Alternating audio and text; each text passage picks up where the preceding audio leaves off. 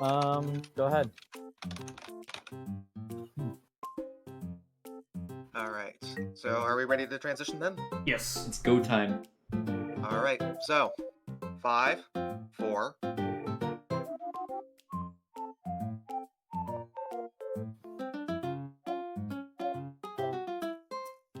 You live. All right, everyone. Welcome to No Holidays Allowed. We have a very nice run coming up here. New Super Luigi U with enchant 338. Take it away. All right. Hello, everybody. Welcome back to No Holidays Allowed. You are going to be watching a very, very difficult run, but hopefully it doesn't go that bad. So, introductions. I'm M38, and this is my lovely commentary booth. For his goons. Hello. Hi. I guess we should probably introduce ourselves. Yeah, that's a good idea.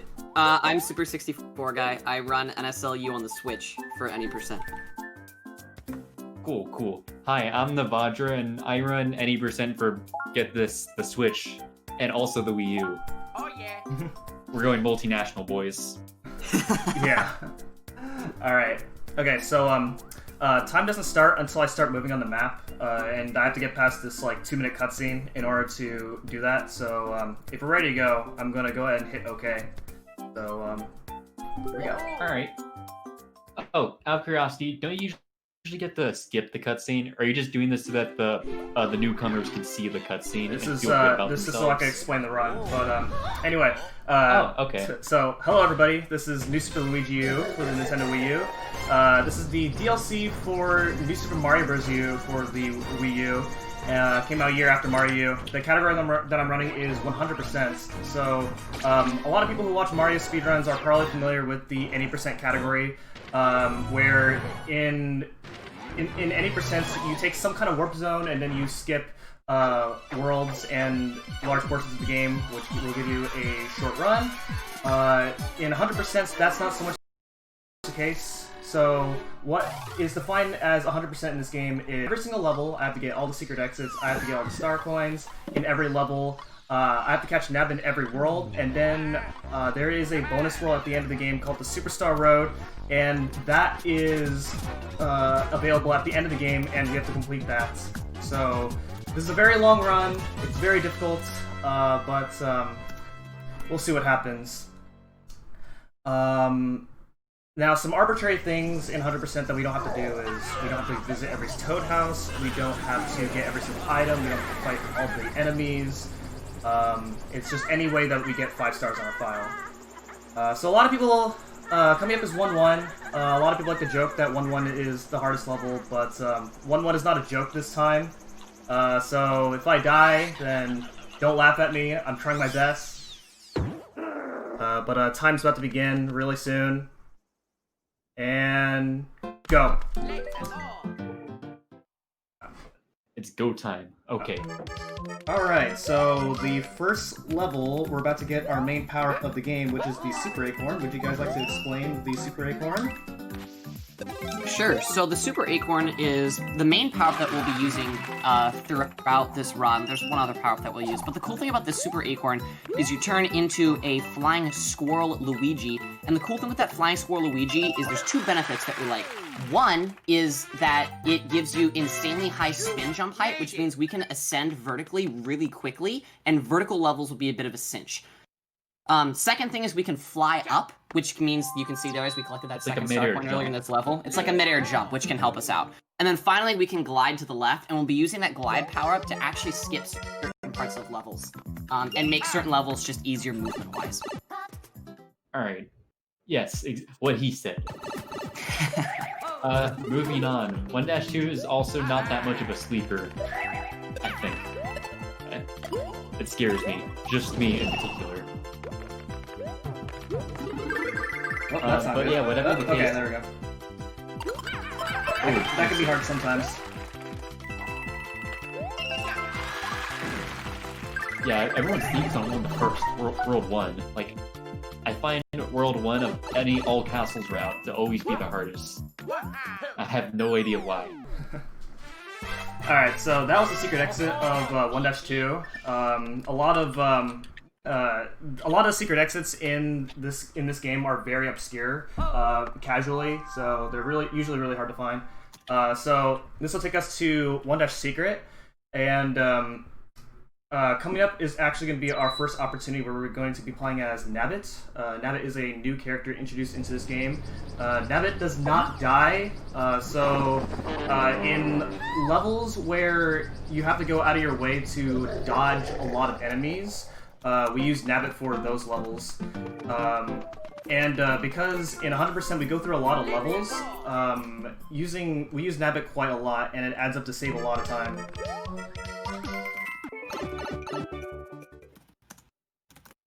So to play as Nabbit, you just simply hold ZL on the gamepad or the B button on the Wii remote, and then the game gives you temporary access to play as Nabbit.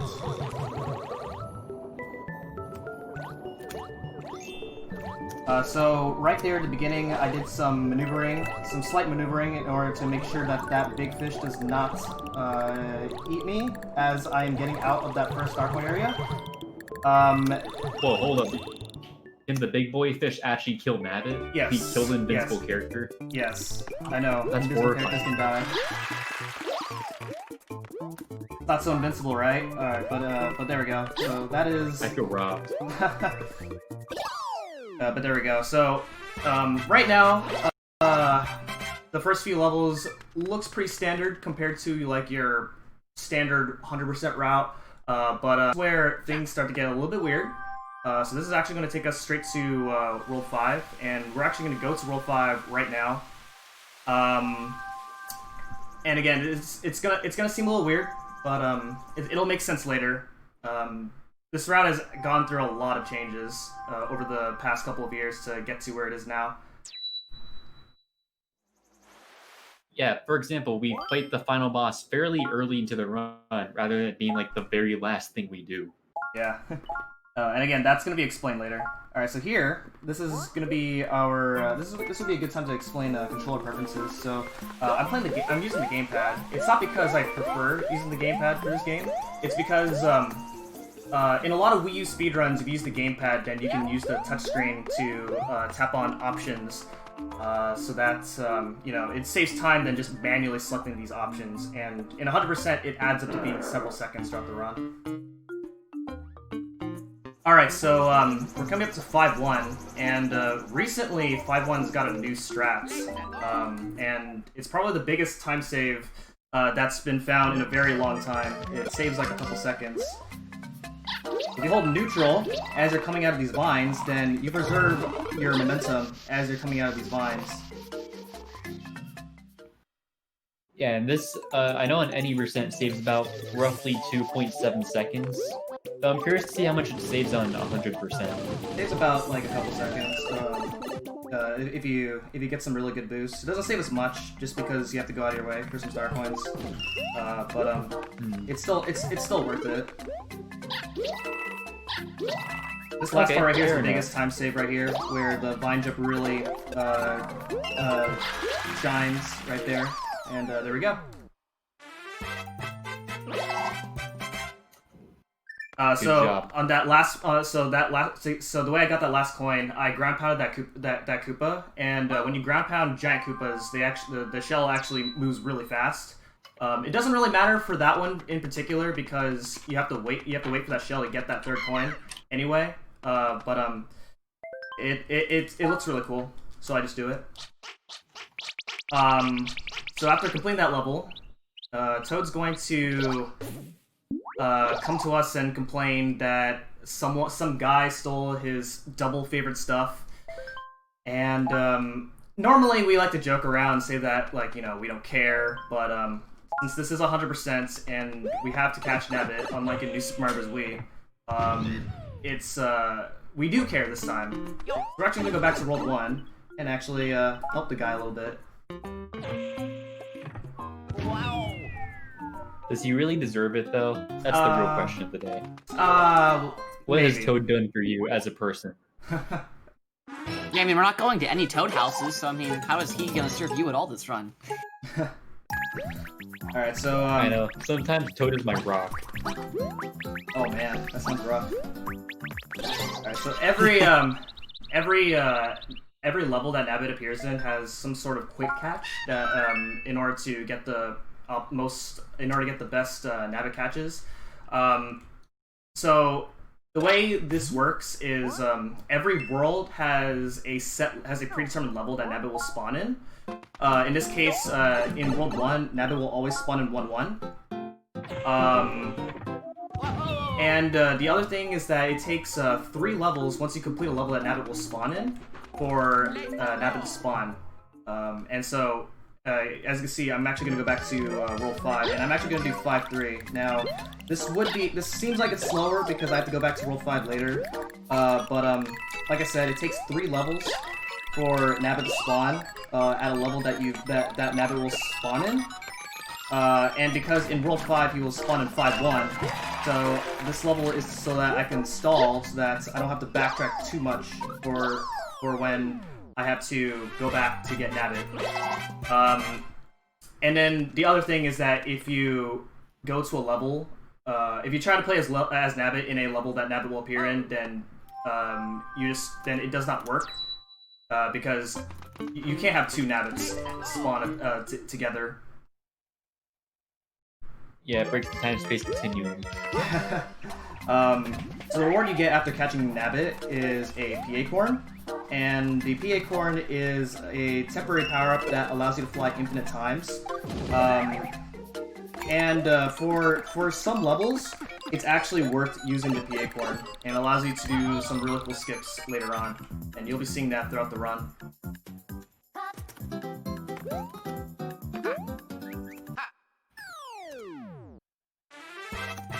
Okay, so that's the secret exit of 5-2, so we're actually going to be doing this level again, and get the normal exit.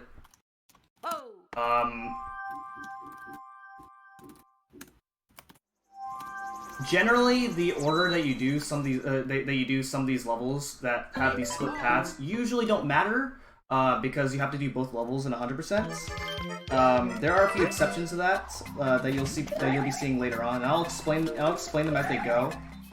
But for the most part, it's usually preference. My preference is that I like to get harder levels out of the way as early as I can. So this is just gonna be my order.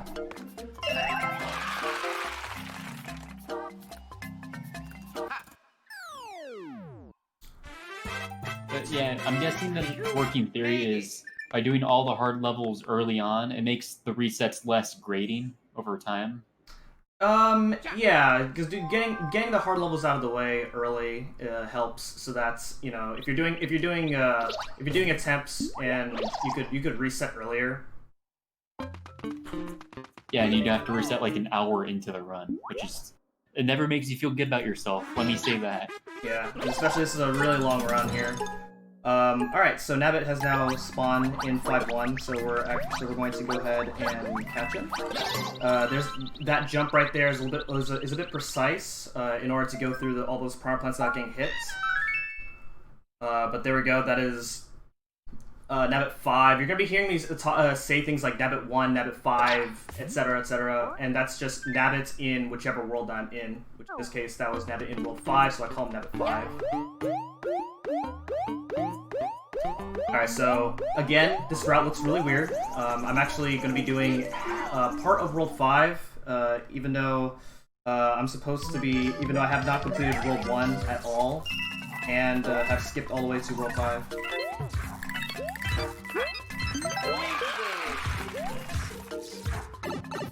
So in this level, you can actually slide down these wooden planks that face downwards, and sliding is generally faster in any 2D Mario game. The reason I'm not sliding on anything right now is because the fastest time you can get is a 77. So by not sliding, I'm slowing down enough so that I don't get a 77. When you beat a level with double digits at the end of the level, then you get fireworks, which wastes 15 seconds. But you do get an item, and depending on which item you get is dependent on which number of the double digit that you get. Which in this case, 77 is an acorn, which would be nice just for, you know, safety, but hopefully the run doesn't go that bad. But if worse comes to worse throughout this run, if Chan is getting slightly worried that he's going to lose all his acorns, he will likely go for a 77 on the flagpole. Yeah, as a really odd amount of levels in this game, the optimal time is like a 77, or at least for the any percent stuff. Yeah, I may have not considered how that changes for 100%, so ignore me.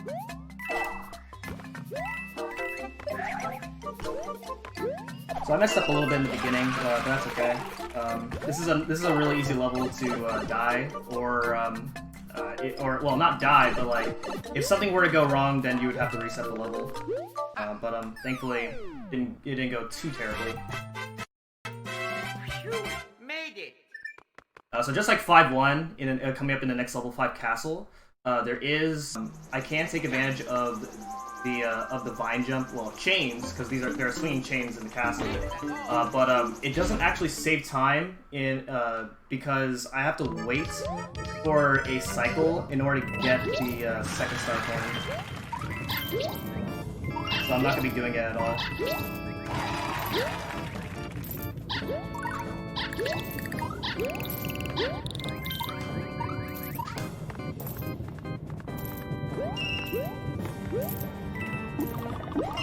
Okay, there we go. And now do this last chain jump right there to save a little bit of time. And there we go.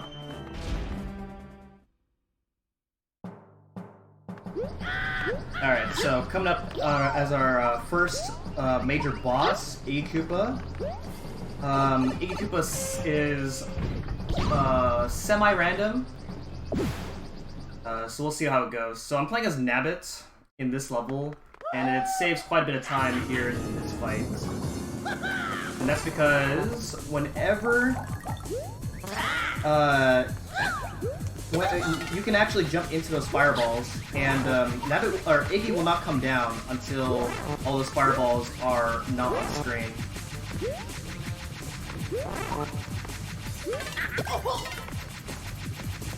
And then the rest is just counting to 4.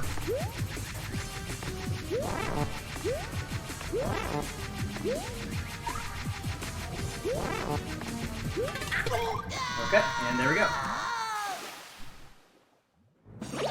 But, Enshan, quick question. What Koopaling is your favorite? My favorite Koopaling? Or in general? Just wow me. Very, very good question. Probably Roy Koopa. I respect it. I respect you respecting the big man. Although Roy is a Koopaling in a lot of Mario games, he's generally a pain in the butts in a lot of Mario games. But I think in general, I think Roy Koopa looks really cool. He has really nice shades. That is true. He does in fact wear sunglasses. Yeah. See, I know my Mario trivia. So you're gonna notice I have not completed all of World 5, and I'm going straight to World 6. And again, we're gonna be no matter what route you do in 100%, you're gonna have to do some backtracking. And so because we got to do all when we complete these worlds later on, it'll actually take us straight back to World 1 anyway, which is why this works out to be better. So that was 6-1. It's not new anymore, and this has been a thing now. But this level in very old routes, this level used to be done as Luigi. And but a Mario Odyssey runner named Mitch, anyone who watches Mario Odyssey speedruns might know him. He found out that using Nabbit there actually saves 2 seconds of that level. Wow, impressive. I didn't think Mitch ran 100%. He didn't. Very cool.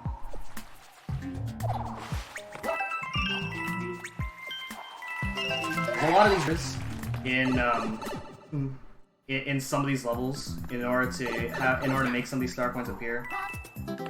One of the nice things I really like about 100% in this game is that in Mario speedruns in general, they usually have these reputations where it's like you hold right, you hold right as much as possible until you beat the level. In 100%, because I have to get star coins and go out of my way to get them, it actually feels like I'm playing the levels. Okay, yeah, I see. You know, we actually get to enjoy the game as opposed to, holding right and jumping. It adds a lot of skill to the speedrun, which is what I like about it.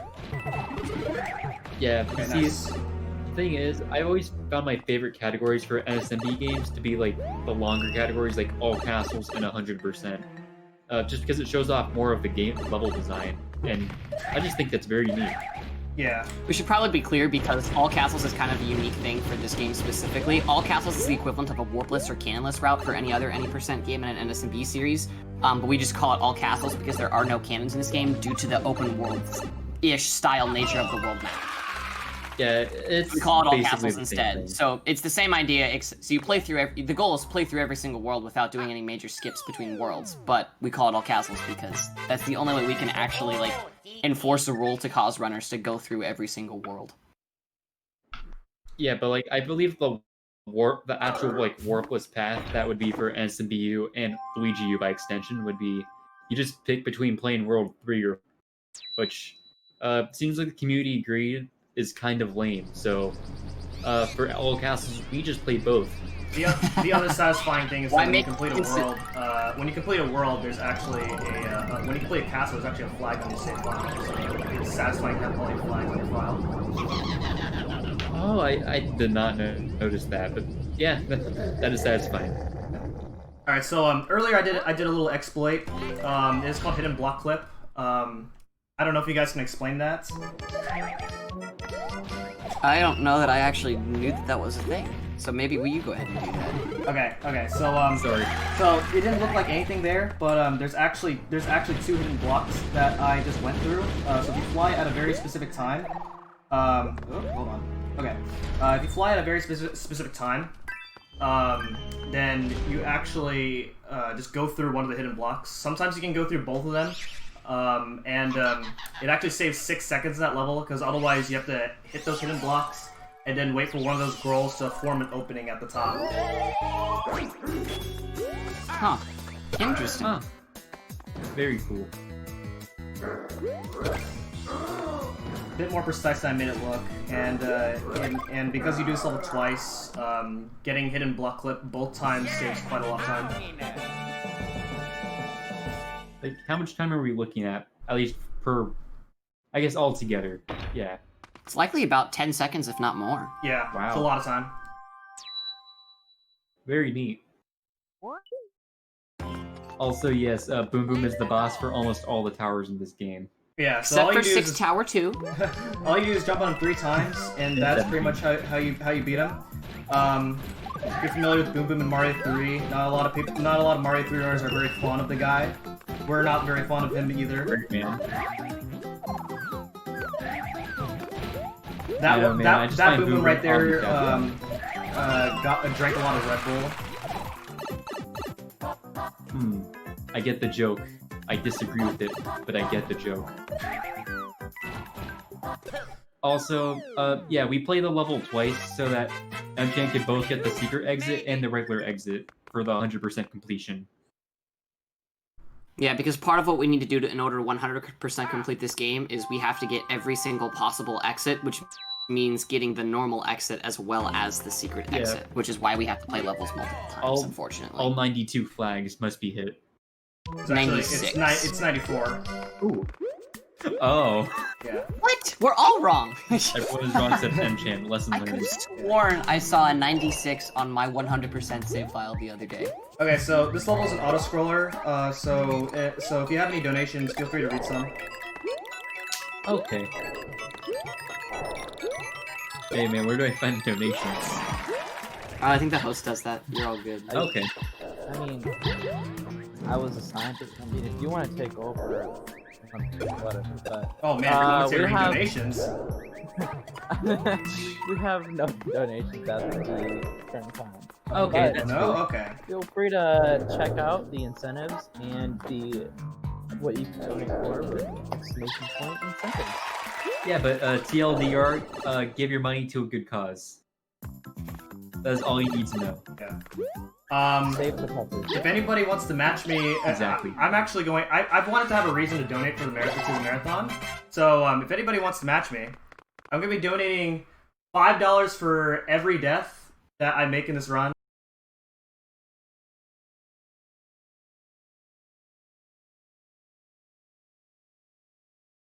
Which I will explain later on the run. But I will also be donating for that later.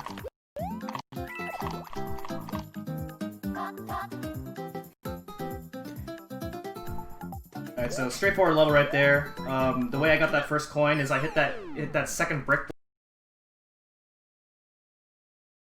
in order to set myself up to get that first coin consistently. Secret exit, and then I'm actually gonna be doing this level again, in order to get the normal exit. And there's a bunch of piranha plants that I need to dodge. Otherwise. While M-Chan's doing that, I want to go ahead and talk about something interesting that you might or might not notice M-Chan doing at the end of every level as he's grabbing the flagpole. Oh my god. You might notice that he's actually grabbing the flagpole backwards. And you might know that if you've played the original New Super Mario Bros. Game on the DS, that this actually saves time. It doesn't save as much time as the DS version. The DS version of the game, I believe, saves half a second per flagpole grab. This game, it saves about 0.2 seconds for every flagpole grab. But since we're grabbing, 94 flagpoles, 0.2 added up is going to save us a lot of time by the end of the run. So we're going to be trying to get as many backwards flagpoles as we can to maximize our time save in that regard. Yeah, also worth noting is that Navid grabs the flagpole another 0.2 seconds faster than Luigi. For reasons I don't know why. Roleplay. Yeah. There's a question in chat up for the Brent to repeat the dono message. $5 for every death, and then there's another challenge later on. That will explain when we get to World 7. Do you want me to explain the match for you, or nah? You want to do it yourself? Yeah, I'll do it when we get there. Okay, cool. Okay, so there's a quick kill here. Hopefully I can get it. We got it. Okay, so that's really precise. You have to. You cannot be too early or too late. If you're too late, he'll just jump away, and if you're too early, you just straight up miss the Sumo Bro. Yeah. So this saves time. This saves time over the other strat where you have to rely on hitboxes working in your favor because the Sumo Bro does not have a very good hitbox. So there we go. So that was so the way I did the Sumo Tower right there is actually a more recent strat. Previously we used to use a P acorn in this level, but with that new movement, it actually saves having to equip a P acorn. Because anytime you have to equip a P acorn or any item in general, it's about 3.5 seconds lost right there. So while it's level without a P acorn, you save having takes the equip outweighs that.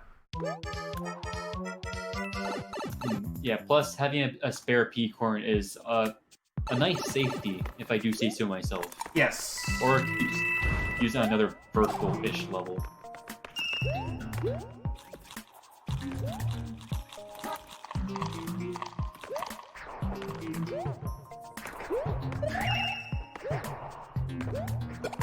Okay, nice.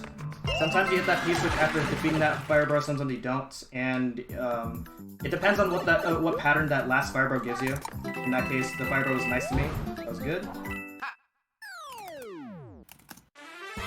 And then coming up is another semi-auto scroller. So if there are any donations, you can go ahead and read some. Oh, okay. Yeah. Still nothing. I'm sorry. That's okay. Still nothing? Okay. Oh. Yeah, the most recent one I have here is I'm just here for Prime gifts, or I think that's what it's name is. Yeah. It's $10 and it said PB Steve. PB Steve. Yeah, good. Yeah, Yeah, good. Steve. That was a good. good Mario and Luigi Superstar Saga run? Yeah, I know nothing about Steve, but he sounds like a good chap. So something to know about that first coin in the level is that it's actually impossible to miss that first coin. really? Yes. So if you miss that first coin, it will actually catch up to you as you're riding this roller coaster. Ooh. Okay. This is Miyamoto one saving grace, and we should all be grateful.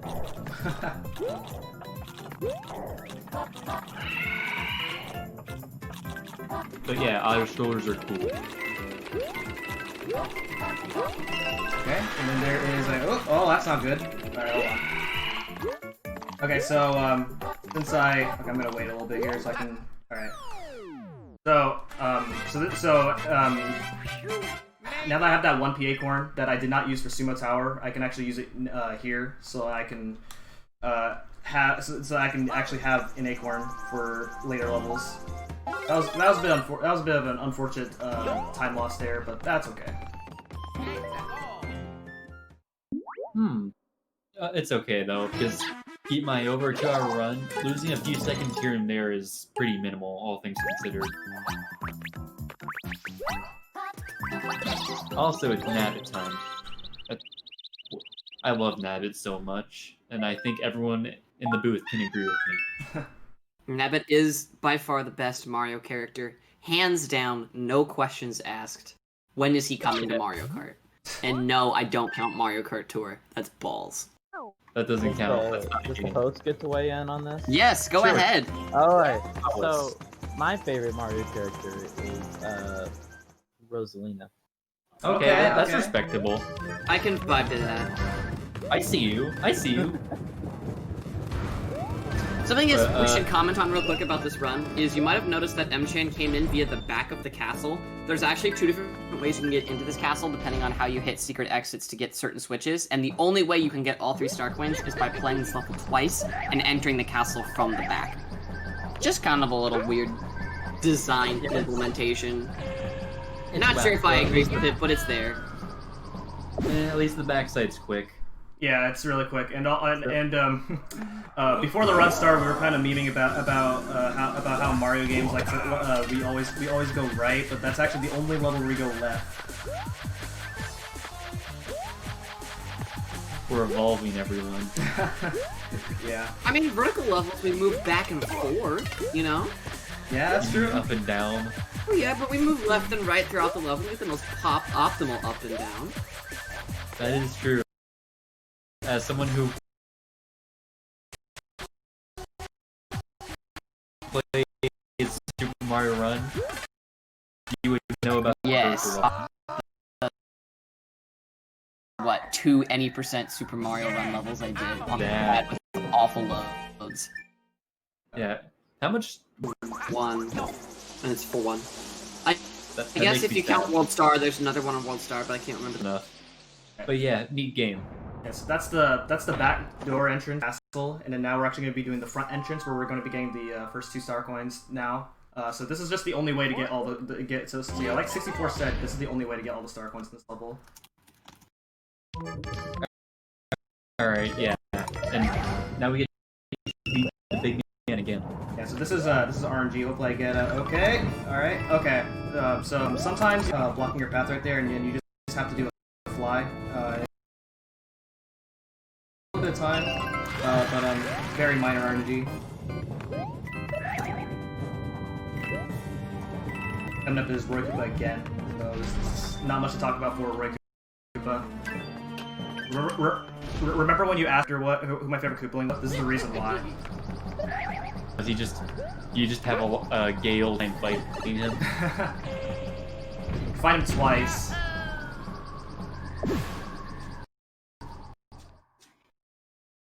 It's double profit though, so it works out.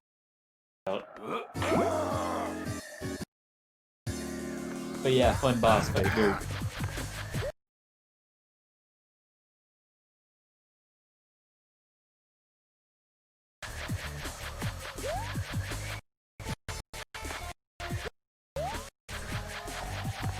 Super acorn. I'm doing a lot of spin jumps, and it's not just to look cool. Pretty spin.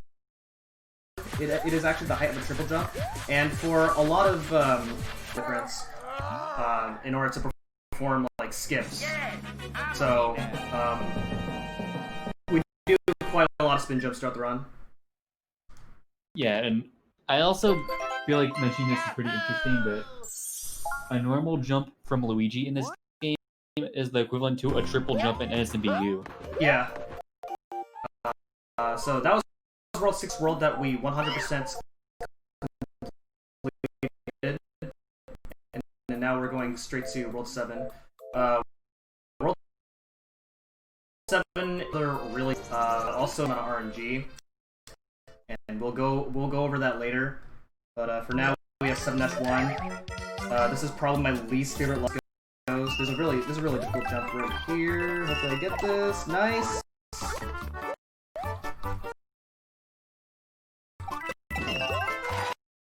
In the way a little bit right there. You can actually you can do that with skis. A hard jump. Okay, got it. That you have a few frames to make that last jump right there. Otherwise, you just get hit and then potentially you're dead. For such a short level, especially 100%. So, but I'm really glad I got through that first try. Yeah, specifically the last jump, at least I know for any percent anyways, is pretty tight, and it could kill a lot of runs very, very fast. Yeah, exactly. What makes that level really hard is that if you mess up anything in that level, then go on. It can be off, and then you just have to improvise. Improv is pretty hard in that level. Yeah, and I feel like for some levels improv. I feel, for example, 7-2, it's quite easy to improv, just because it really is just a hold right level. That doesn't make me love it any less. 7-2 is probably one of my favorite levels in this game, just because it makes me feel good about myself. But yeah, rant over.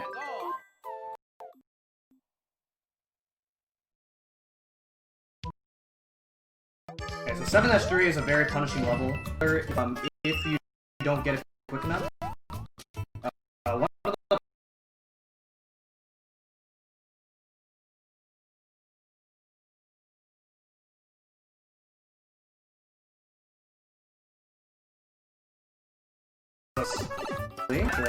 Also, right?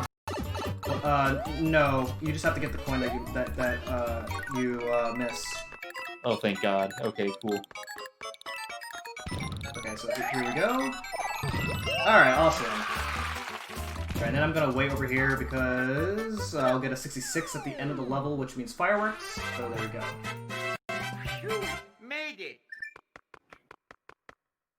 Okay, so coming up is 7-Dash Tower. 7-Dash Tower has two really difficult cycle skips. I'm gonna forego one of them. Because the cycle skip for the first coin is considered IL only.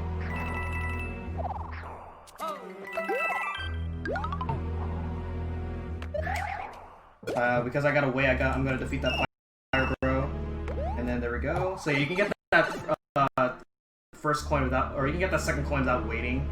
But it is extremely perfect in order to make that second coin. And even if you do make it out of there, that the fire bro waiting by the pipe will just snipe you. And losing Acorn in this level really sucks. You'll see why. Oh, sorry. I realized my stream's a little delay, so you're probably already at the mini. But yeah, the boss is more. You could probably see why. Normally I would skip. I would leave coin, but this time it is the second coin, but again, it's that fire bro can actually hit you as you're grabbing that third coin. So just a minor bit of safety there. Nobody's ever lost a run to this guy. Exactly. we could all agree on something. Oh my god, I did it.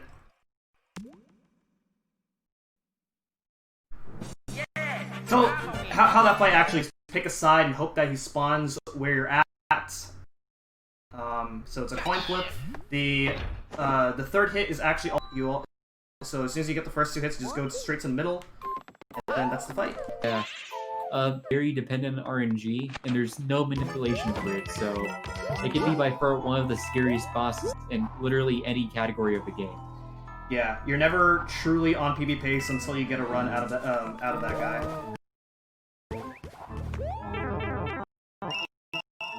Oh, that's not good. Okay, that's okay, because again, and when I do this level again, I can get myself an acorn. Excuse me real quick. Okay, that is sad. So the stream's not at the moment, and we like this fix. Made it. Okay. While we have intermission real quickly, can you let us know a good time to pause? Yeah, I can pause as soon as I. Okay. I'm gonna pause the timer. Yeah, we have a timer pause here ready. Okay. Hold on. I think there's gonna be a cutscene right here. Oh. Oh yeah, there might. Time. All right. All right. Very cool. Everyone, just tech hopping in here quickly just to let everyone know that we are going to fix the stuttering stream issue. So we're going to hop on intermission quickly, and we'll get this fixed. Sorry, I'm Chen, that this wasn't caught and set up, but sometimes this happens in online events. Yeah. We'll be back in a couple of minutes. In the meantime, Giarbo can...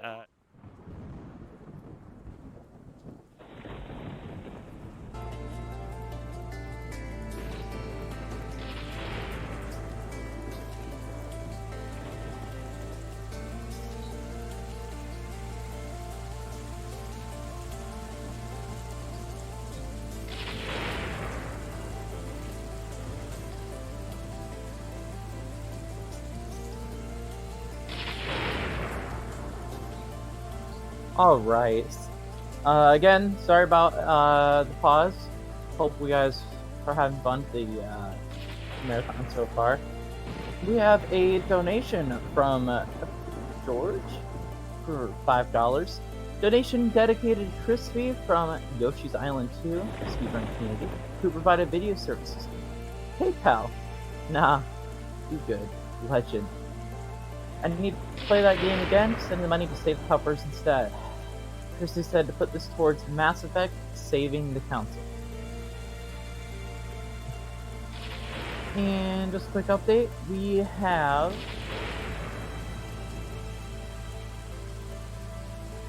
we've already passed our initial goal of $1,000 marathon, with a new goal set to $2,500.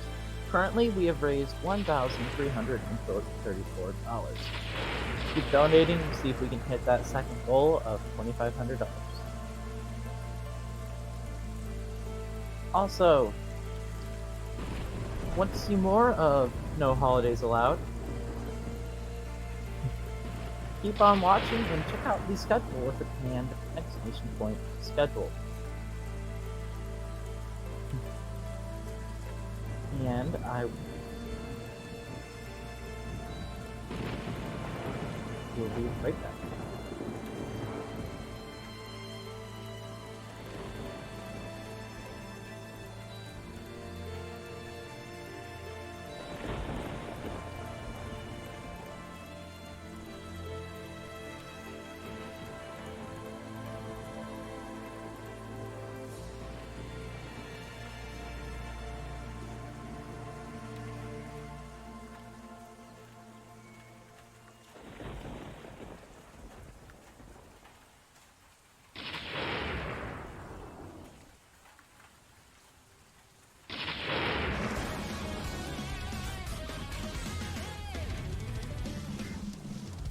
Oh yeah.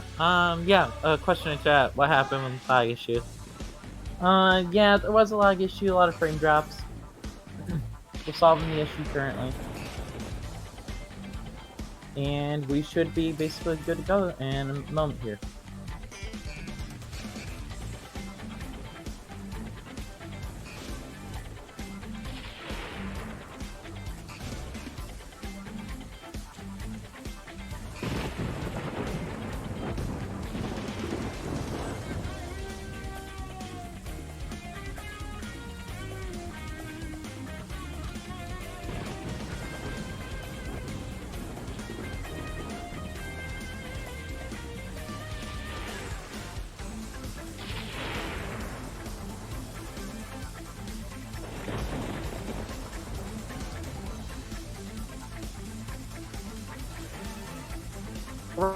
we are coming back. We'll be live here in just a moment. Take it away.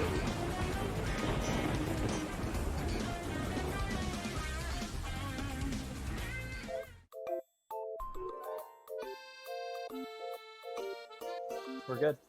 Transitioning now.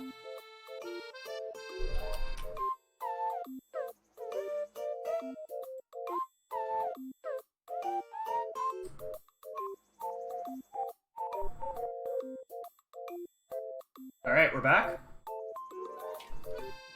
Yeehaw. All right. Okay. Sorry about the Give me a tech. countdown when you're ready to start again. Okay, yeah, I'll do that. So sorry about the technical difficulties, everyone. We're gonna go ahead and resume the run. In 3, 2, 1, go. Let's go. Hold on. I gotta. Okay, so because I lost Acorn, I'm actually gonna do solos Luigi. Yeah, that's a good call. Just because the next level, you can get slightly faster cycles with Acorn. Oh, that's not good.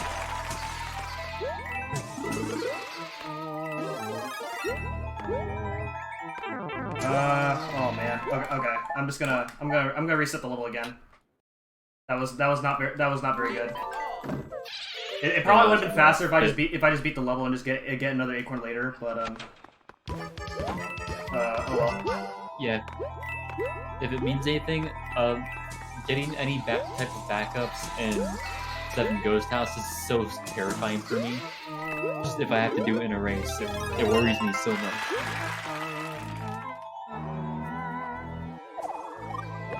Woo! Okay. That's fine. Okay, so major time loss there, but oh well, that's fine.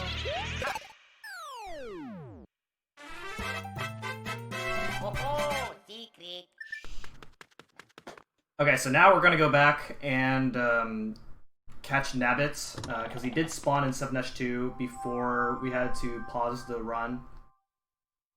And yeah, so there is a quick catch for this one, and this one will save 2 seconds over the standard catch. And hopefully I get this.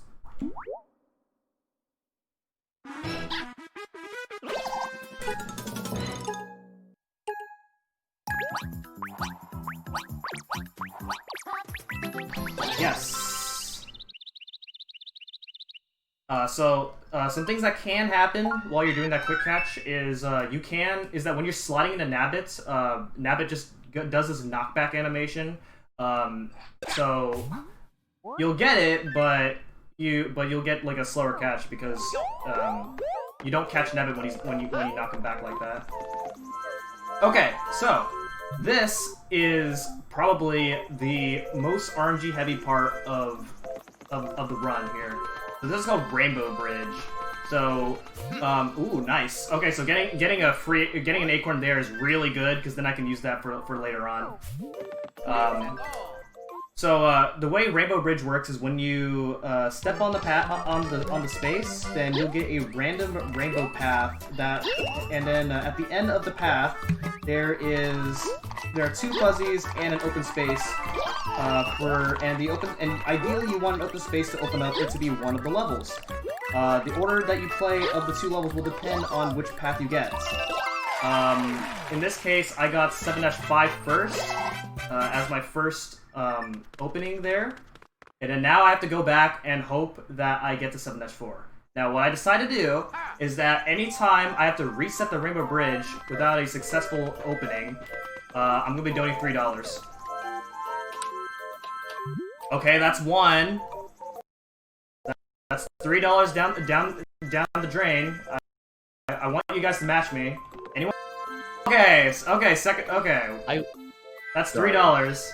Sorry, my PayPal is being janked, so I can't match you right now. But hey, you're giving money to a good cause, and that's what matters the most right now. All right. Ignore me. And that money's gonna go towards the next incentive that needs to be met. Which, what is the next incentive, by the way? Alright, I was already prepared for this one. Because I was going to ask if I could get a quick note in, but we have been signed up for his Super Mario RPG file name. We currently have USB with $10, Made it. Blunt Knob with $6, Luigi with $20, and that's all the file names that we currently have. Okay. So if you want to get your file name in, you're gonna have to beat that $20 for Luigi. Chan, would you be willing to die for a good cause? I'll try. Alright, so Alright, we got an I try. Alright, so this level is it's normally an auto-scroller, but if you use a P-Acorn, you completely skip the auto-scroller. When you land on the block snake, it actually triggers the auto-scroller. So P-Acorn saves a lot of time. It doesn't look like it, but the P-Acorn does save a lot of time this level. Made it.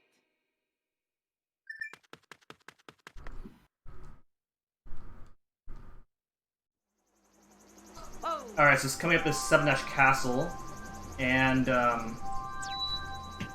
this level is really hard compared to the 80% strats. So we'll see how this goes.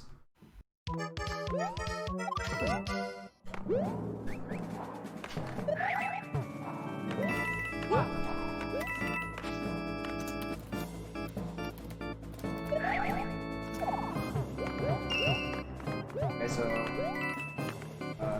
so that's not the hard part. The hard part's coming right here. We get the second coin, and then I have to wait so I don't get hit by this fireball right here, and then go down, avoid that moving block, fly up, if I can make it, and there we go. That's really hard. If you make any mistake right there, then you lose a lot of time. Yeah, by far one of the hardest levels in this run, in my opinion.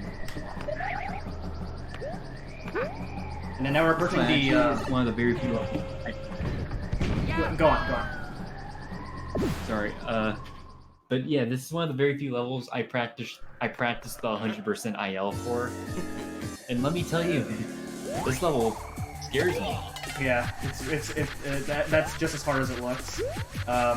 So now we're coming to Ludwig. So there's normally Ludwig has an attack phase where he clones himself and you have to guess which one's the right Ludwig, which is the one that shoots the most fireballs. But if you have the acorn, then you just skip that attack phase entirely.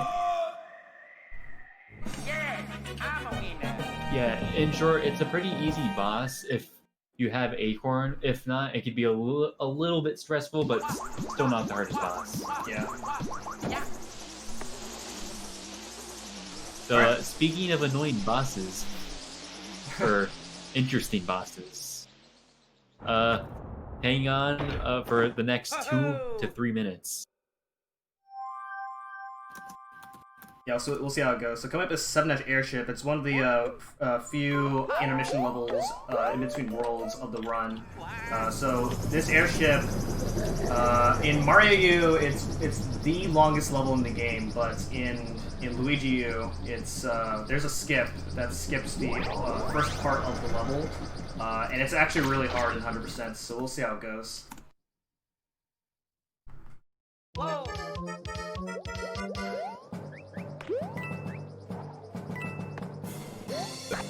Okay.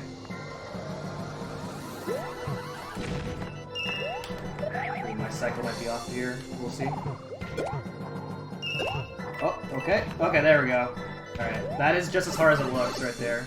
So, first try airship skip is really good. You dumb.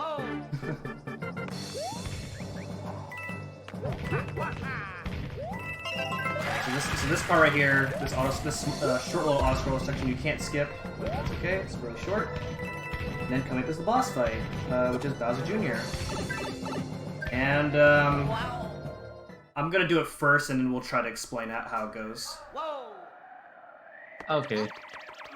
Yeah, it's a very fast boss if you do it right, but it's very, very slow if you mess up.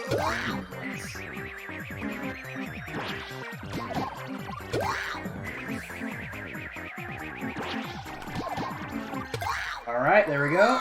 Okay, so that looked easy, but it's actually harder than I made it look. because Bowser Jr. does not have a favorable hitbox. His hitbox is directly center, and it's extremely small. There have been like insane clips of various runners from Mario U and Luigi U where it'll look like you hit Bowser Jr., but then you either get knocked out of Bowser Jr., you get hit, or you just go straight through him. It's a huge mess if you miss a hit on Bowser Jr. And not having Acorn for the Bowser Jr. fight is really scary. You have to deal with a lot of randomness, even more random than Kamek. Yeah, the good news is there's an acorn literally right next to the pipe that shoots you up into the Bowser Jr. room inside the box that was on the right of the pipe. But if you lose the acorn while in the room, you're pretty screwed. Ho-ho! Yeah, and there's not a there actually I believe there's no acorns in World 8 in this game, so it's really scary if you lose acorn. Yeah, pretty much the only way to get back would be like 8-477, though I don't think that's possible in 100%. It should also be noted that M-Chan does this boss fight in a way where he stays in the air the whole time, utilizing that acorn power. There are most runners that do it a little bit differently, where they'll actually just sit under Bowser Jr. And wait for him to pop out of his clown car after getting hit, and then jump and fly up to him from there. I like M-Chan's strat because it's generally more favorable to the hitboxes because you stay up above him the whole time. But there are multiple ways of doing this boss fight. Yeah, generally it doesn't matter as long as you get the hits. And so because I favor consistency, because I usually focus on longer categories of this game. I want to be consistent instead of going for the most try-hard movement. Alright, so this is World 8. I'm gonna go for... I'm doing the normal exit as Luigi because it is easier and faster than doing it as Nabbit.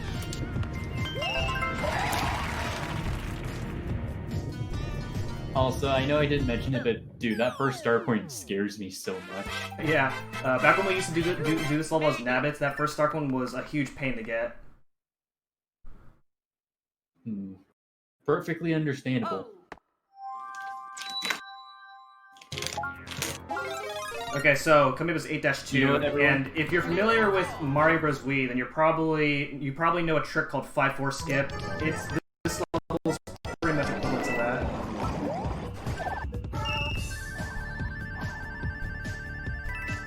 So we use a P acorn to skip having to write that moat. There we go. And there we go, first try.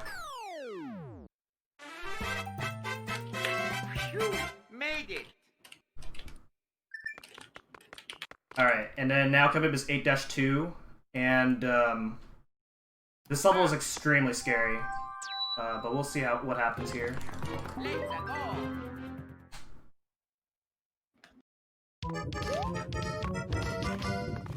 Gotta wait to get this first coin right here.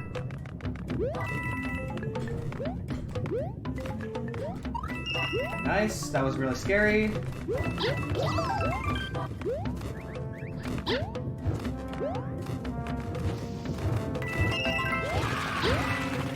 I'm gonna slow down a little bit right there because I was gonna bonk on those gears! Oh man.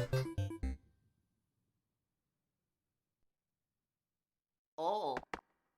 Alright, so first death of the run. Very unfortunate, but That's $8 down from N-Chan 338. so yeah, this level is very easy to die if something were to go wrong.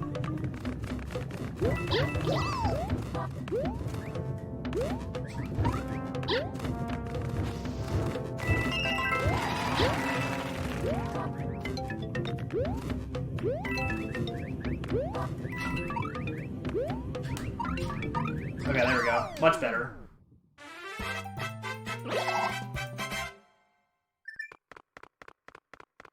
Alright, so now we have to go back to 8-1 because there is a secret exit that we need to get this in order to do more. There's an extra level in World 8, even though it doesn't look like it on the map, but there is an extra level that we're going to go ahead and go for.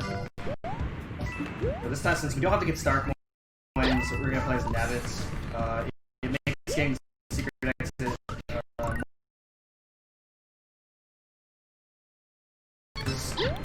G in this level. There's about like 3 different patterns that these fireballs can give you.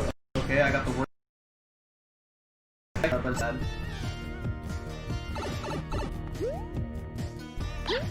While M-Chan's going ahead and finishing this run, one thing that I do want to note is that in the Wii U version of New Super Luigi U, if you die as Nabbit, whatever power-up you had on Luigi, you also lose as well. So technically, M-Chan doesn't have an acorn right now, even though he died as Nabbit, which could lead to being a bit of an issue. Thankfully, you got a backup acorn in World 7, so if I had to guess, you're probably going to be equipping that going into 8-4. Yes, I am.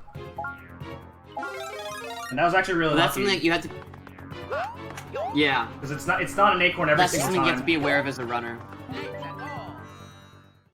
And Chances, do you know what the chances are of it getting an acorn, or is it like equal chances for any of those power-ups? That item can be either the item block in World 7 can either be an ice flower, a fire flower, a mini mushroom, or an acorn. And I don't actually know if they're equal odds or not. But you just get one of those power-ups. Okay, so that was 8-4, really technical level. It was already technical in the 80% version of this level, and in 100% it's really technical. Important thing is you don't want to play that level too fast, otherwise you'll get ahead of the cycle, and getting ahead of the cycle in 8-4 is not very good. Alright, so coming to this elevator skip, in this level, while collecting star coins, here's the first part, right there, and then the second part, you have to ride the elevator a little bit, because if I just go right away, then there will be a bomb, and I'll get hit by that bomb. And there we go. But slow down just enough so that that bomb is low enough so that I don't hit it.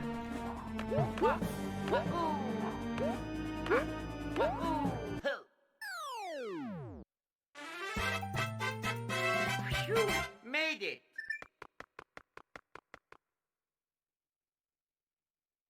Alright, now the last level is very, very scary for the first room.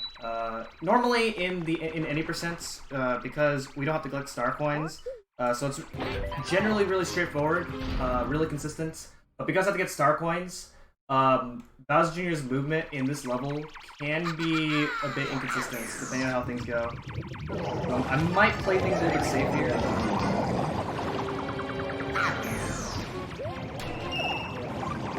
I'm gonna wait. Normally I just go, but this is safer.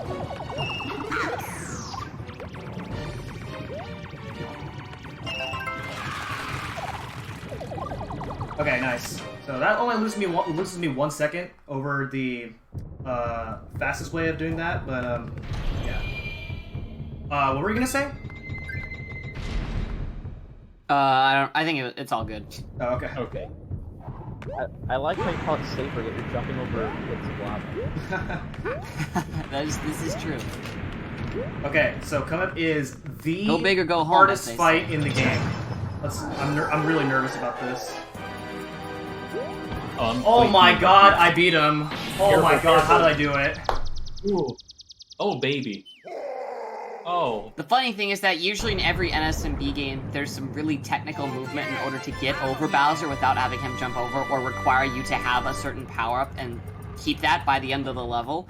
And in this game, you just literally, because Luigi U, you have extra jump height based on the game mechanics of the game, we just sail right on over. It doesn't matter what you've got, what power-up you've got equipped, you can just, anyone can make that without any effort, so... Yeah, very, very weird oversight when designing this game. Yeah, I guess it's a good time to mention that Luigi physics are really different compared to Mario physics in other NSMB games, because Luigi jumps really high, and he has really floaty jumps, and he also slips around a lot. So, So actually, the movement is the hardest part of learning to speedrun this game. As long as you get the movement down, then a lot of the tricks in this game aren't really hard to do. But yeah, movement's definitely really hard. It's something that's a lot of runners will lose time over when starting out. Okay, so kind of is all right. So yeah, spoilers. That was not the Bowser fights, and now we have the actual final fights here against Bowser. What I just did there is a trick called Fireball Skip, where if you just fly as soon as Bowser just shoots his first fireball, then he skips shooting the second fireball. And then now this is where things get a little bit really. There's a lot going on in this fight, so I'll let you guys take over. Yeah, in short, there's a big chance Bowser Jr. Could just yoink the crown for a back, which would basically lose M-Chan nearly 30 seconds waiting for Bowser Jr. to drop. However, with the movement he's doing, it's precise enough so that he could literally just get back to the crown card pretty much instantly. Yep. Okay, so that was also on the so that was the fights. It's not the end of the run. As you can tell, this run is about 2 hours long, and we're 58 minutes in, and we just beat the game. So we still have quite a lot to go. Yeah. So we have how long of a break watching the credits? 6 minutes. Okay. Time to podcast, everyone. Real quick, something suggested by the tech team is, should you and Trying to turn me up just a little bit? Just me specifically. Just you? Okay. Yes. Just me. Alright. Okay. Yeah. Okay. Alright, so in this part of the run, because you have to beat the game in order to unlock Superstar Road. So it's just worth beating the game early. And on top of that, the game takes you back to World 1 after you beat the game. And because you do have to backtrack anyway, it is worth beating the game this early. It's also a really good time, if you've done a lot of resets in a day and you finally get to this point, then this is a good time to take a restroom break, no hand wash skip, and yeah. Hand wash skip. Why?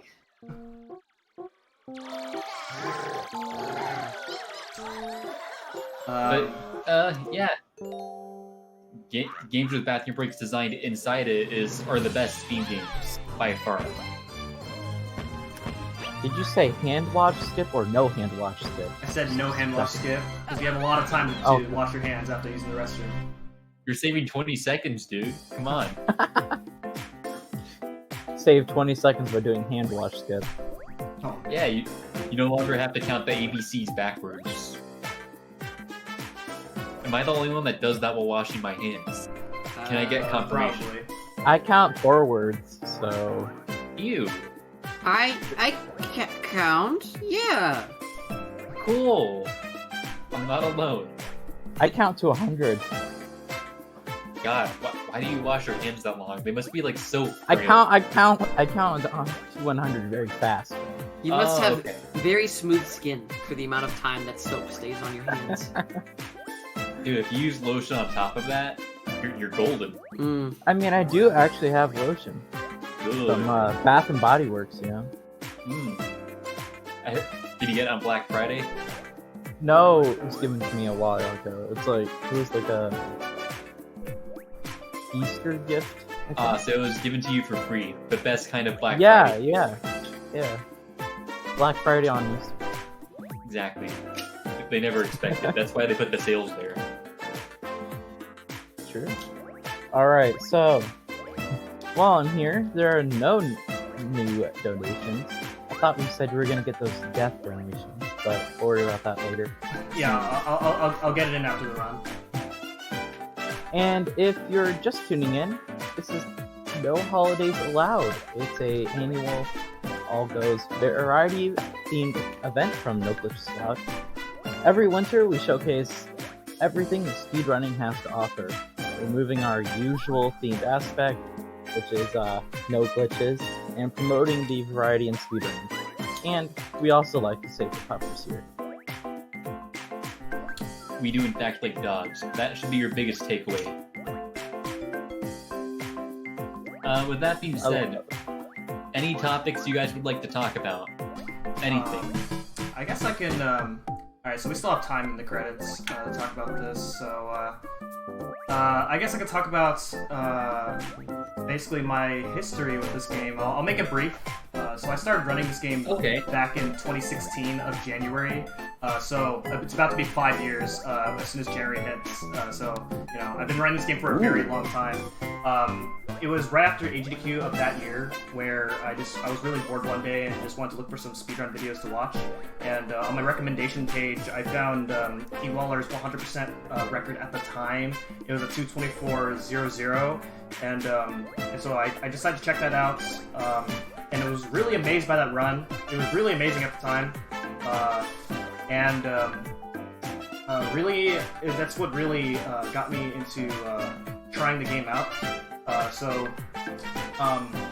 I picked up all castles as my first category. Got like a 127 as my first run, and I ran it a couple times. Didn't really like it, so then I stopped running for like several months.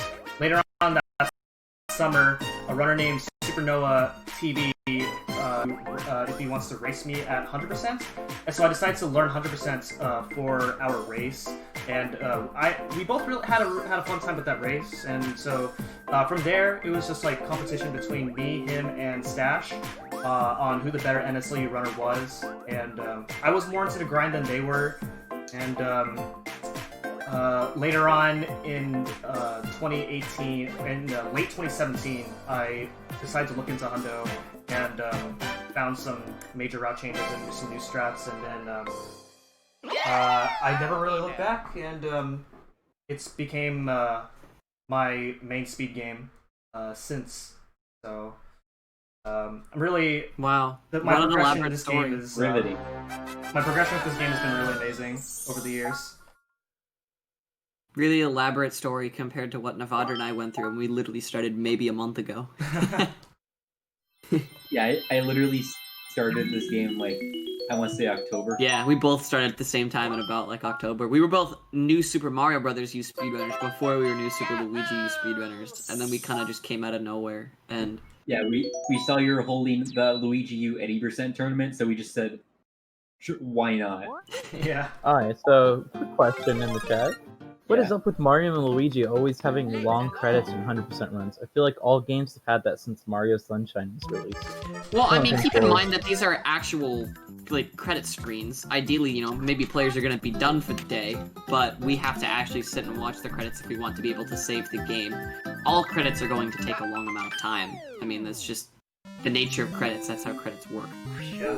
I don't know, I always felt like all credits in all Mario games, you know, the ones that actually have credit rolls, are fairly long.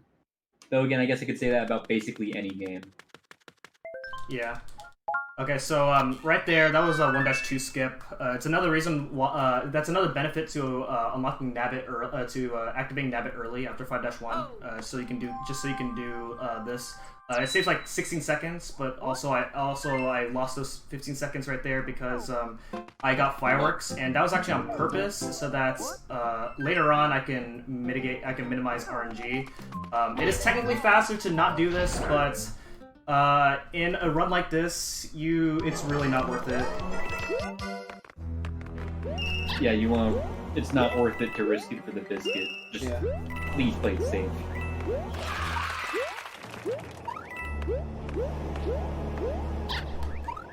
This is another technical level, but we did it! Let's go! Also, this Boom Boom is literally Boom Boom without any sauce. Quite literally. So this is supposed to be the first Boom Boom that you fight in the game. Yeah, I get why it has no sauce, but I don't know, man. I like my Boom Boom flavor. You feel me? So one of the benefits into beating the game is that there are no more save texts at all. So at the end of this level, I'm gonna go straight to 1-3. But the downside into beating the game early is that anytime you will 100% complete a world, you get a cut starter level opens.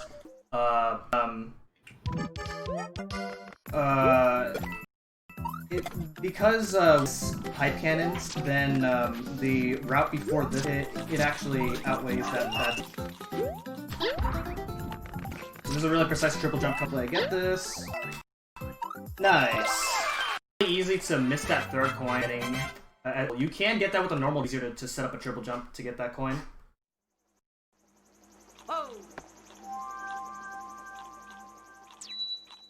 I'm the best NSLU player in the world. Out of curiosity, sorry, continue. Oh no, I was reading the comment. Oh, okay.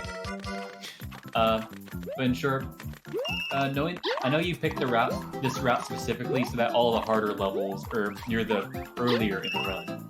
Yes. So with that being said, how much harder levels are there still left in the run? You know, besides World 9. Well, there's every world has some kind of hard level. Like 1-Tower, for an example, True. that's really hard to optimize. There's a few levels in World 2, and 5-4. Yeah. Oh yeah. World 5. When we go back to World 5 later on, that's gonna be the hardest world to worry about. But it's nice ironically, to, Superstar Road isn't that challenging, mostly because we do a lot with Nabbit, which makes it really easy, and also that Acorn power-up is going to really help us out. There's really only 1 or 2 levels that we have to worry about. Yeah. I would say easier, but not easy. Yeah, it's definitely it's the bonus world 9 when we get there later on. It's not terribly challenging, but if you're not focused, then it's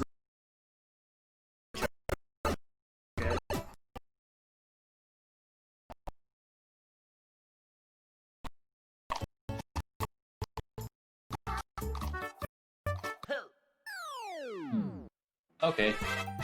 So the order of the levels I did here in World 1 is specific.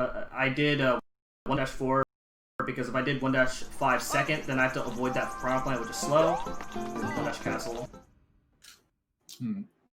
I feel like we forgot to mention this, but we'll probably notice in like literally pretty much every level, sort of hidden Luigi somewhere in the level. It's very cool if you could find them as the viewer. Unfortunately, we don't see every single one of them because fireworks or some that require P acorns to find them. Still get to see the vast majority of them. Yeah. So, God bless Luigi.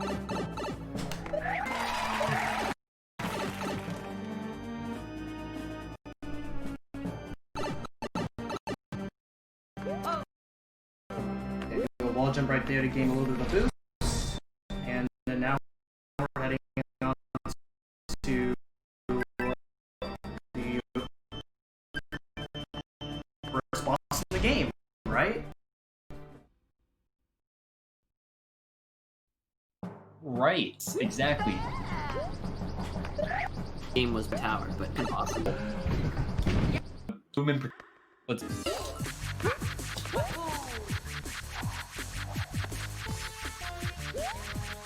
Overall, this is not really the hardest boss. Pretty easy to get a fairly fast cycle on it. Yeah, every boss has a consistent way. Has a consistent way where if you, as long as you do everything the same, then then you know all the fights are the same. There's a few exceptions. Kamek, of course. Iggy, maybe, and then yeah. Maybe Bowser Jr., depending on your skill level on that. Yeah. But yeah. M-Chan, out of curiosity, do we see every single hidden Luigi in 100% run, or are we not guaranteed to see hidden Luigi? No, we don't see it. In every 100% run? Some Luigi tributes either are found either by P acorns or fireworks, so you can't see all of them in this run. Yeah, it's grossly unfortunate, but close enough. Yeah. We'll settle for what we have. It's not about actually seeing them. It's about knowing that they're there. Alright, so heading on to World 2. World 2 used to be another RNG world.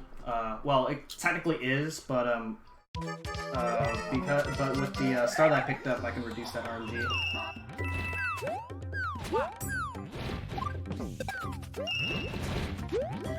That ground pound followed by a slide makes getting a 78 in this level easier and faster. Win-win.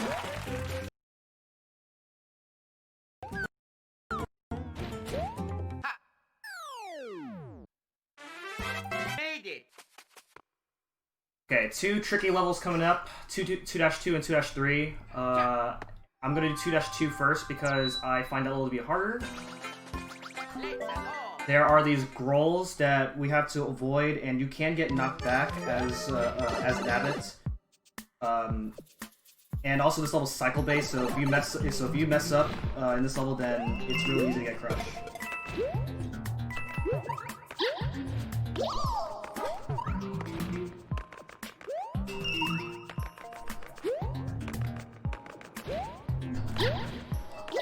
One of the things that gets argued about Nabbit is that because he doesn't die most of the time, some people can argue like, well, isn't it faster to use Nabbit for every single level? And the answer is no, because some star coins are impossible to get with Nabbit, and also if you have Nabbit on the map, you cannot catch Nabbit at all. So you just get 4 stars as a result. Yeah, so some star coins are either harder or impossible to get as Nabbit. And the reason they're harder or impossible is due to the fact that Nabbit is actually unable to collect any power-ups and use the benefits of any power-ups to his advantage, which means we can't collect an acorn on Nabbit to allow him to fly around everywhere. Yeah, exactly. Yeah, and there are some skips that are very dependent on having acorn. So, while some people might argue, like at first glance, oh, wouldn't Nabbit percent be the easiest type of run for this game? Generally, I tend to find it quite a lot harder. Yeah. There's actually, specifically in New Super Luigi U, there's specifically one level that's actually, that I can think of off the top of my head, that's actually much, much harder than you with Luigi, and that's 7-1. Oh, yeah. So, why does Nabbit steal stuff that he can't use? So that he can get That is a good question. Yeah, if you... What's them? Oh, that's true. You're right. Good call. Let's go. I was gonna say he just, puts them in a little trophy case and displays them for his viewing pleasure. He just collects power-ups for fun. Okay, very technical level coming up here. He does it because it reminds him of his late wife. Let's make that canon right now.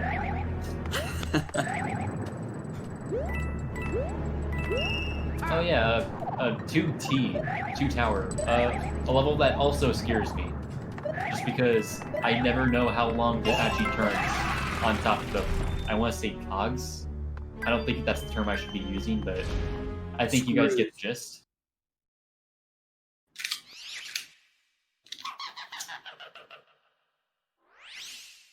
But yeah, neat. It's a very neat vertical climber.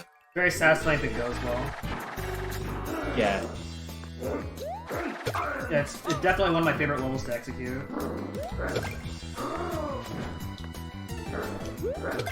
I know, I find a lot of levels for this game and any of the NSMB games to be... It's very hard, but it feels very satisfying if you do it right, which I guess that could describe basically all of speedrunning, now that I say it out loud. But yeah, I'll let you make your own conclusions. Alright, so this part used to be really, really bad, but that star that I picked up in 1-2, I'm going to be using that in order to not have to worry about these enemies. So normally, you have to go through these enemies and hope that none of these enemies hit you, and it's completely random whether you go through these guys or not. But with the star, goodbye! And then we just go, go past the bridge, just like that, and then now we're on to 2-5. I'm guessing you grab the acorn for safety, right?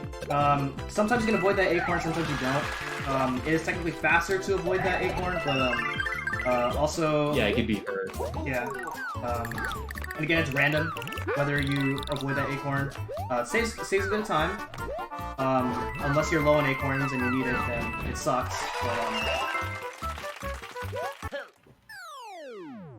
To answer the comment about what constitutes 100% in this game, we have to get every single exit, which does not mean beating every single level. It means because some levels have secret exits that go to secret levels.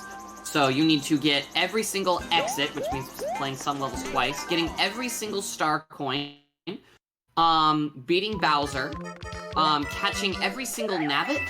And I think the last one is beating the last level in World 9. Yes. That sounds right. Okay, cool. Glad we could all come to our conclusion. Alright, so this is a weird level order, because I'm going to go to 2-5, then 2-6, then go around to go to 2-4, and that is because this is a level that Nabbit spawns in, and we want to minimize the amount of backtracking as possible, so it's spawn Nabbit as early as we can.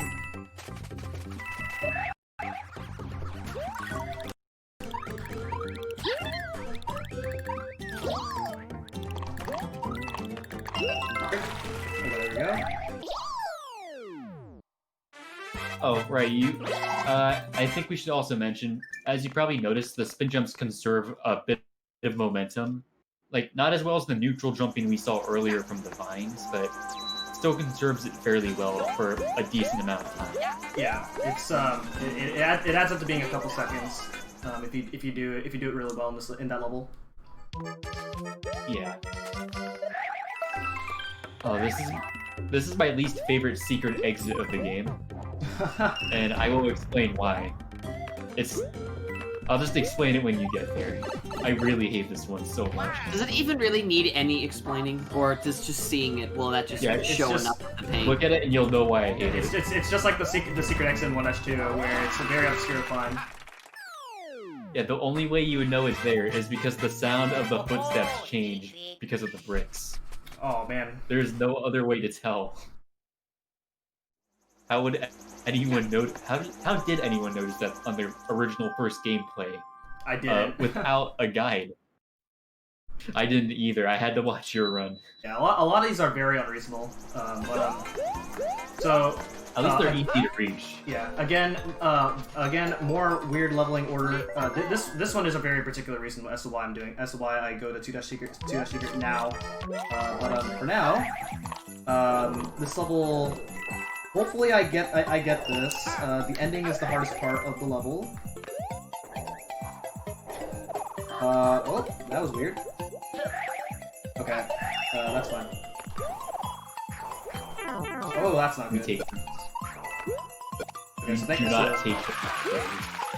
thankfully we have some acorns to work with. That was a bit rough, but we have acorns to work with. Yeah, rough level, but it's still doable. But if I was fast enough, you can get a 78. Had a weird control stick oddity there, which is what happened. It happens.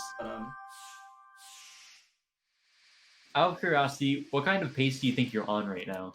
I don't know, because I'm not using splits. Oh, okay. My guess is probably a 214XX or a 215XX. Yeah, somewhere around that. For reference, you faded back onto the world map after 2S at 1 hour, 20 minutes, and about 10 seconds. So now we're gonna do the normal exit 2-4, and this is actually one of those levels where it's actually easier to 100%. This is actually one of those levels where it's actually easier in 100% than in the 80% variation of this level. And that's because you actually have to go through a sub-area in order to get the star coin. And by going through a sub-area, you actually skip a really difficult part that otherwise the 80% variation of this level has to go through. 80% are all castles. You know what I mean. Yeah, I think you mean all castles. Sorry, yeah. I know I'm nitpicking, my bad. Maybe the viewers don't know, M-Chan. We gotta clarify.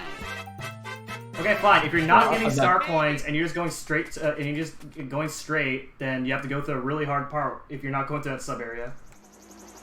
Okay, fine. I won't be that much of a scrub. please, we can continue. Alright, so by beating 2-4 now, Nabbit will spawn right there. And if you do 2-secret after getting both exits of 2-4, then the camera goes all the way from 2-secret to 2-6, and then all the way back to 2-secret in a couple seconds just by manipulating the camera like that.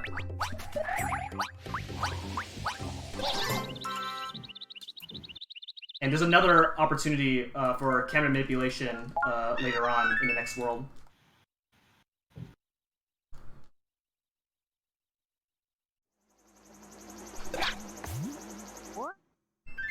Really does look like Nabbit just flew into your loving arms.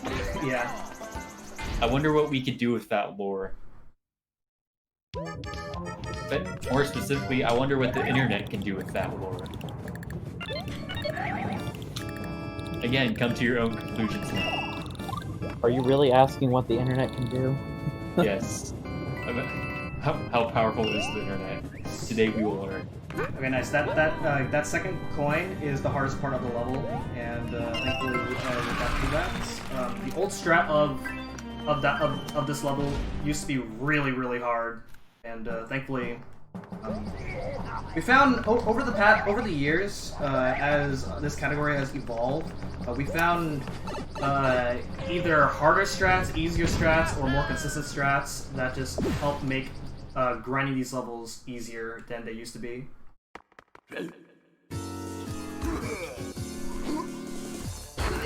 And for reference, this category is made up of these little bits of time saves that just add up over the course of the run.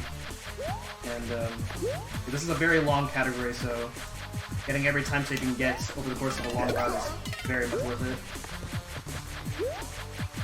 So in this boss fight, normally you're supposed to wait for Morton to hammer all the Pokey's body parts so that you can jump over the Pokey and hit Morton. But with the Acorn you can fly over the Pokey. Now you can actually damage boost through the Pokey and it's actually faster.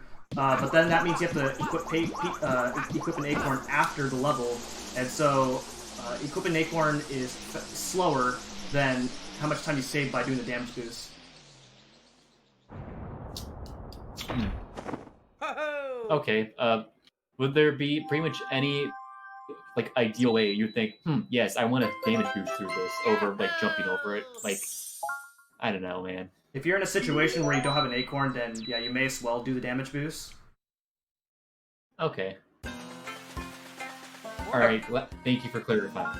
So, now we have a choice between Worlds 3 and 4. Obviously, in 100% we have to do both worlds. We're actually going to go to World 4 first, because it'll actually help us save a lot of time in World 3 later on. So we're going straight to World 4. In the All Castles run, we actually do a lot of levels in World 4 as Nabbits, but in 100% we have to do a lot of levels of Luigi. So the difficulty in World 4 is really high in 100%.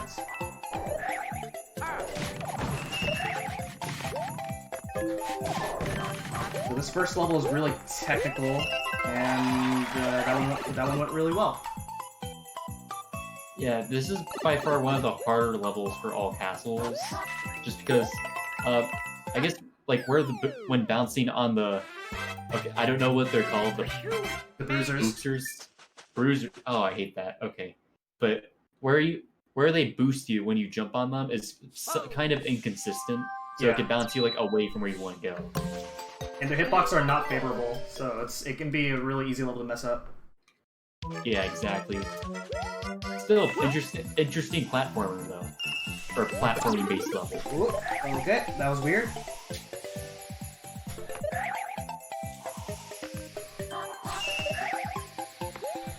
Okay. Coming up is a really difficult star coin grab, hopefully I get it. This level definitely...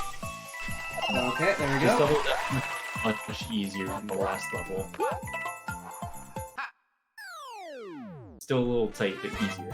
Yeah. Made it. Okay, so coming up into the tower, I'm gonna do a slight delay, and that's because if I just go straight head on, I'm gonna run into the Cooligan, and you do not want to fight the Cooligan at all. That's the name of that enemy? Yes. That's the Cooligan? Yes. Yeah, Hooligan. Don't make him Not big run off. cool penguin boy. No, stop it. Sorry, we're not allowed to make puns here. Alright, so why Luigi? Why is there a game about Luigi? Where's Mario at? He Because died. Luigi deserved his claim to fame. But he was already In all everyone's reality, favorite that is character. why I think why Luigi was created, or why this game was created. Why Luigi was created. What am I saying? Yeah. Overall, I think Luigi represents the soul of the everyman. Over there, Luigi is literally us, the player. Alright, so That is unfortunately I also- lost Acorn, which means I have to play as Nabbit in the next level, which loses about a second, but that's okay, because in 4-4, there is a free Acorn that loses no time to get.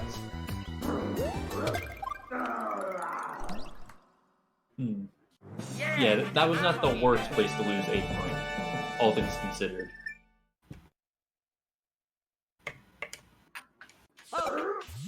And this is quicker than equipping an Acorn.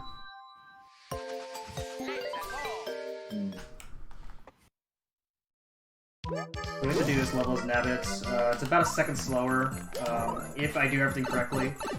So it's not that bad. So, question, is this level usually played with Luigi? Yes. Okay. Is there any specific place Luigi saves time over Nabbit on this level? The P-switch later on. No. Okay. Otherwise I gotta do this.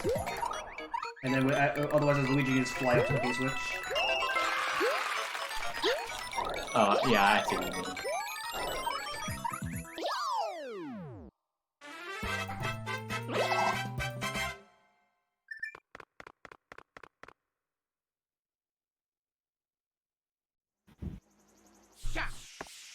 Alright, so like I said, the next Well, level has pretty a solid free map. acorn that I can get without losing time. And I'm also going to be picking up this acorn right here. It's you can avoid this acorn, but because you have to pass by this ring like multiple times, it's not faster overall to just avoid the acorn every single time.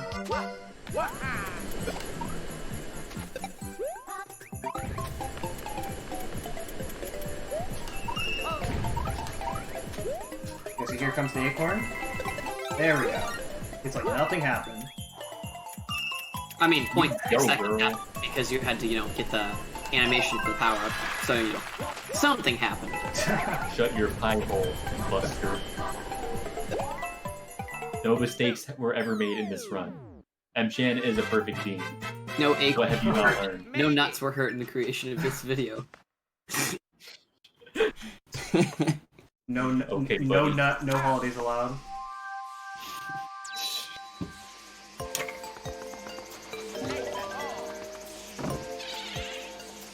Alright, so this is our second ghost house of the run. So we're gonna explain this. Ghost house are in Mario games are usually really complicated levels, but in this game they're very linear. I guess they couldn't figure out a way to make them complex in a game where you have 100 seconds to beat every single level. So I guess we didn't talk about that. But so one of the main gimmicks. Ooh, that's not good. One of the main gimmicks in this game is that you have 100 seconds to beat every single level, and that's very demotivating for a lot of casuals. But it's actually not that bad because a lot of these levels are really short and laid out really nicely. So if you know the levels really well, then all you gotta do is go fast. Yeah, it makes it a pretty interesting speed game, and one of the shorter ends to be 100% routes. Just because. But I can see where this can. I see why this can turn off a lot of casual players simply because it's a pretty short time window to get everything finished, and then also on top of that, there are no checkpoints. So if you mess up, you have to go all the way back to the beginning of the level, Yeah. which can be frustrating. Yeah, this game can be a little infuriating for the casual players, but I personally believe that for speedrunners, this is one of a fairly easy game to pick up and get a semi-decent time in. It's Now, actually probably the second easiest any percent in the entire NSMB series. Yeah, I mean, now obviously to get like a world record or like a top 5 time in any category, it's immensely difficult just because it's fairly optimized. But just to get a normal, pretty decent time is really not that hard. It does not take that many hours No. of practice. Does not. So another opportunity for camera manipulation here. I did both exits of 4 ghosts, and that's because if I just go to 4 secret and then get the second exit of 4 ghosts, then Nabbit will spawn all the way from 4 secret to that level and then back to 4 secret. So again, you save a couple seconds. And we're actually not going to catch Nabbit right away. Because we have to backtrack after beating World 4, it's faster to do it after you beat World 4.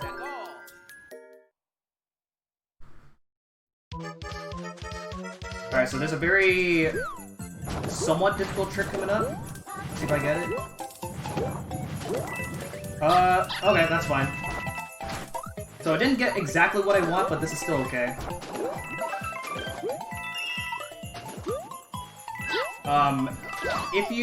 If something were to go wrong as you're trying to get up there, it sucks because the backup strat to get up there is terrible.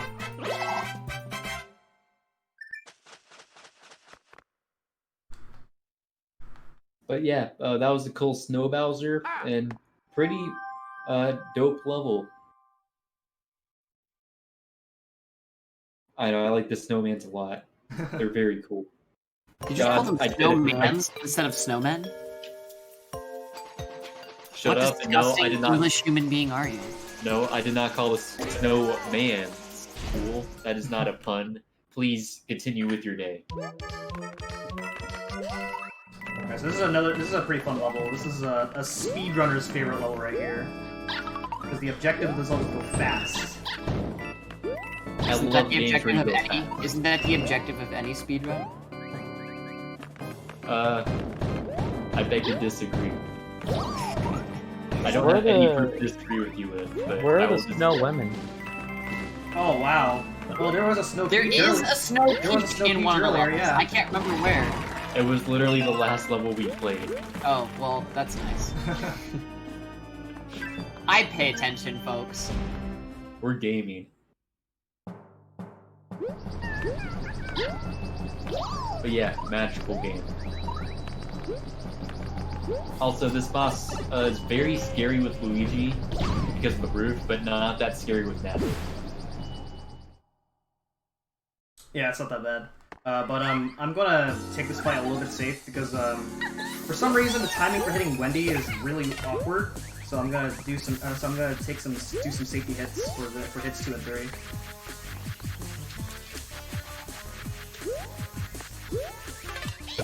So yeah, as Luigi for this fight, you want to make sure you don't jump too high, otherwise you'll hit those spikes in the top. But other than that, it's generally not that bad. And there we go.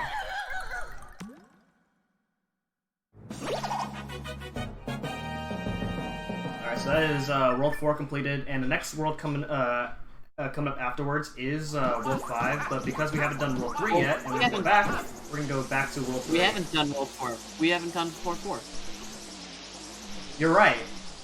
Oh yeah! Not with World 4. Don't get ahead of yourself. We also haven't done the World 4 Nabbit. Don't get ahead of yourself, silly M-Chan. Tricks are for kids. We have a new flavor of fun coming towards you, viewers. I hope you can't wait.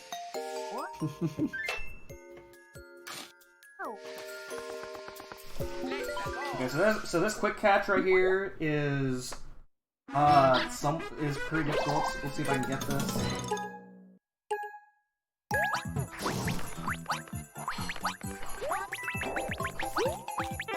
Okay, nice. I did get hit there, but that's fine because I do need to lose Acorn anyway.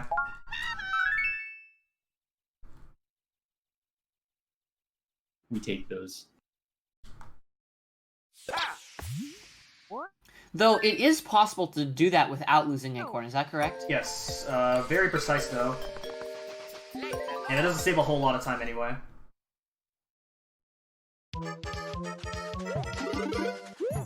Okay, so the reason I saved this level for last is because this level requires you to do this level as Penguin Luigi. So the Penguin suit does make a return from New Super Mario Bros. Wii. A lot of people may remember that. Where with the Penguin suit you can do these dives and you go really fast. It also allows you to swim a lot faster. And because next world comes up is World 3, and it's a water world, the penguin suit saves a lot of time for World 3.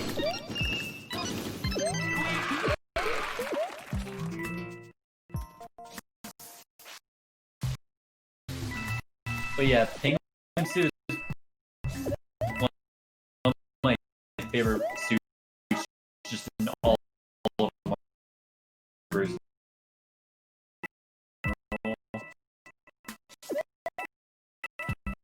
Except when you're running ILs for this game, because I don't know, I don't like it.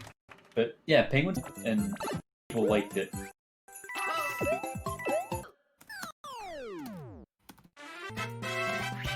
All World And plus the World 5 and World 9, I believe. Yeah. So all these levels right here, because you need every star coin in order to unlock these levels, seeing all those levels is actually a good confirmation to make sure that you're on track with everything, to make sure you're not missing anything at all.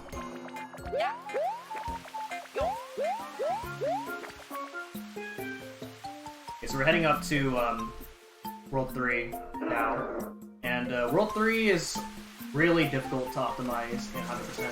It's a lot of difficult movement, and if you mess up, then it really goes south really quickly. We're starting off with 3F1. It's not that bad. It's kind of the calm before the storm before we get to some of the difficult levels of World 3.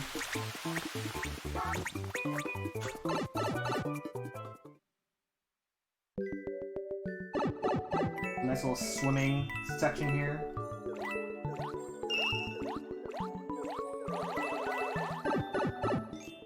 Oh, yeah, Mchan, question. Do you like the water levels in this game? No. Okay, not all levels can be aware.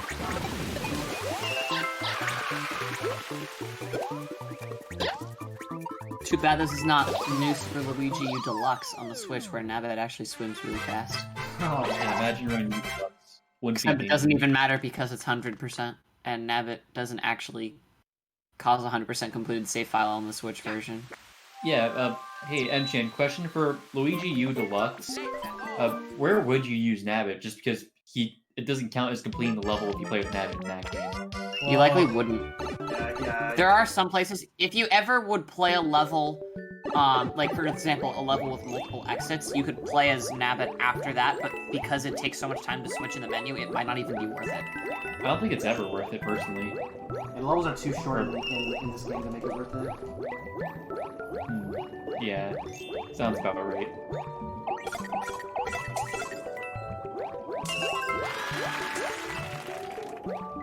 Okay, nice. Getting out of there, it's very easy to get hit in that last part of the level, and if you get hit, you lose a lot of time. But thankfully we made it out of there. And gonna save a little bit of time by doing these penguin dives right here. Gain a little bit of a boost. And then coming up is in 3Dash Tower this is probably the level where Nabbit saves the most amount of time. Because otherwise, if you're doing this level as Luigi, you have to wait for a lot of cycles. Because these skewers, Nabbit just goes right through these skewers. Otherwise.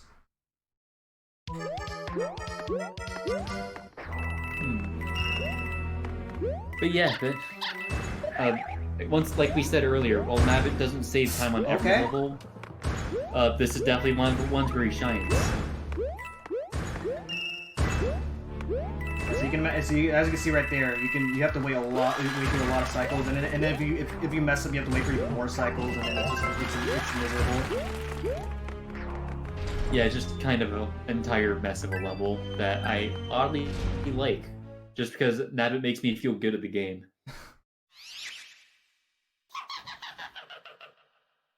Okay, so this Boom Boom fight is the same Boom Boom fight as the one in World 4, so I think it's been a while, so if we have time for donations, this would be a good time. Alright. No donations right now? No donations, okay. Go ahead. Just in case you're joining us, No Holidays Allowed is a 7-day speedrunning marathon supporting Go Rescue Pet Adoption Center. Here on No Holidays Allowed, you'll see races, glitch runs, glitchless runs, packs, randomizers, spins, maybe even a pass, and more. Stick around to see everything we have to offer and to help support those puppers. Okay, so this is a Like very. he said. This is relatively recent. So let's see if I get.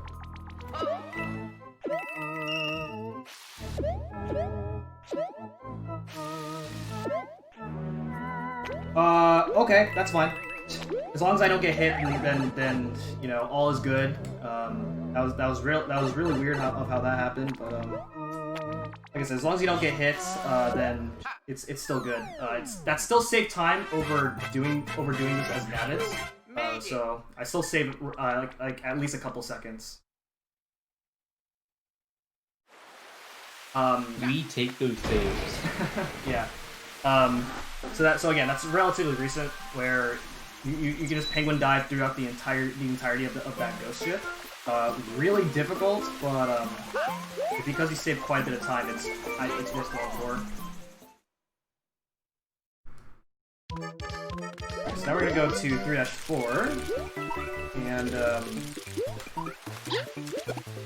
the hardest part of the level is trying to get the third coin, at least optimally. We'll see what happens there.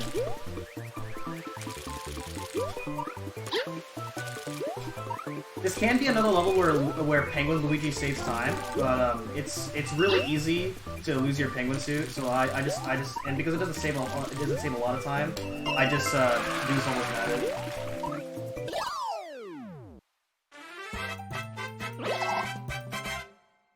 All right, so I did get the hard part of the level. We got the most optimal time, 67. And now we're actually going to go back and get the secret exit. So in case you haven't noticed, every ghost level has a secret exit. So we have to go back and get both of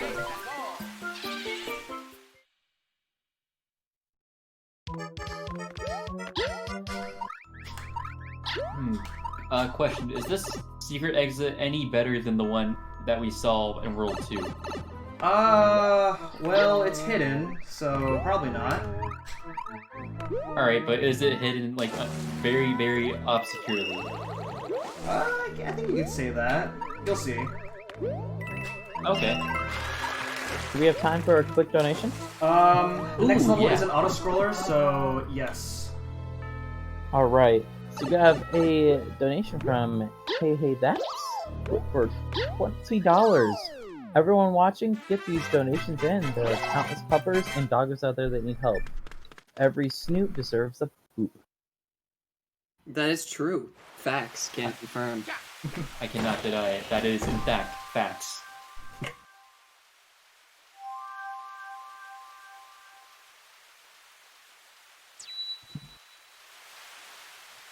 But, okay, that wasn't the worst secret exit I've ever seen, so that's something. The worst secret exit will be coming up soon. Not soon, but like soon-ish later on. Oh, I know the one you're talking about. Oh. So one thing to know about this level is I am playing this level. I am doing this as Nabbit. It is faster to do this as Luigi because you can ride on Yoshi. Nabbit does not ride on Yoshi at all. And you can use Yoshi to give yourself an extra jump, and it saves a little bit of time. It is really easy to get hit, so I'm just taking the safety to play as Nabbits. If I didn't have the penguin suit, then I would actually do this level as Luigi to get my acorn. But because I have a penguin suit and I want to keep my penguin suit, I'm gonna do this level as Nabbits.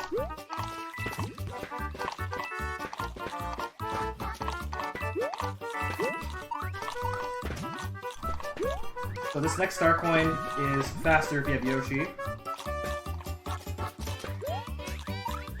Okay, there we go. Otherwise you have to wait for that leaf to appear as Nabbit.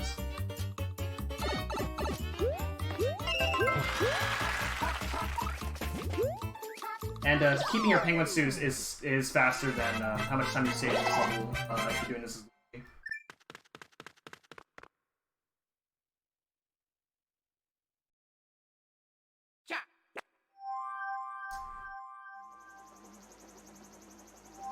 Alright, so more difficult levels coming up. 3-3 in particular. There is a YOLO cycle that I am not going to be doing in this run because it is really easy to die just for going for it, and it doesn't save a whole lot of time anyway.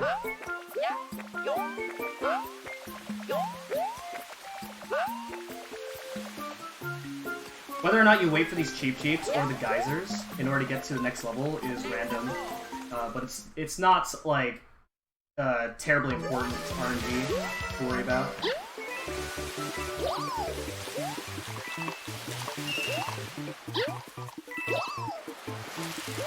I'm gonna wait a little bit over here.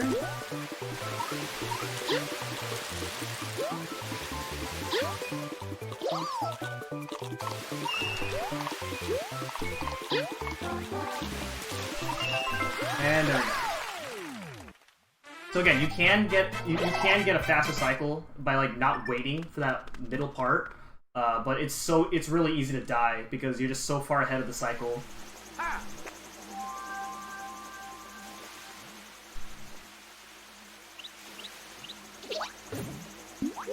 Okay, so Nabbit's going up here, but we're gonna catch him a little bit later. I could catch him now. There's nothing stopping me, but I'll just do it later.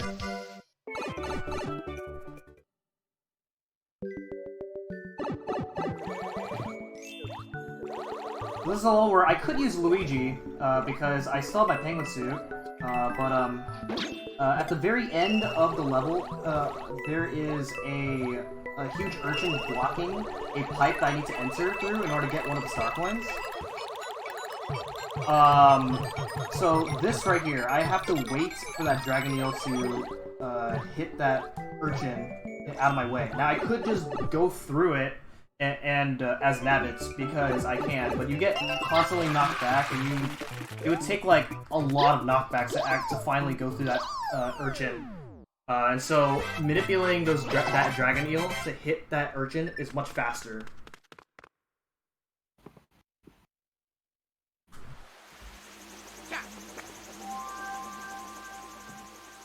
Okay, so coming up is the hardest Nabbit catch in the game, and it's the last one too, so let's make this count. Finish strong, boss man.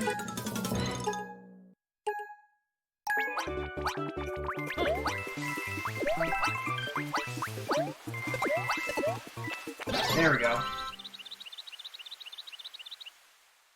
So with Penguin Suit, it's not so bad because you can just penguin dive and you go so fast, far ahead of Nabbit that you can just that he'll just catch up to you. But previously, before penguin strats in World 3, this Nabbit catch was absolutely hell.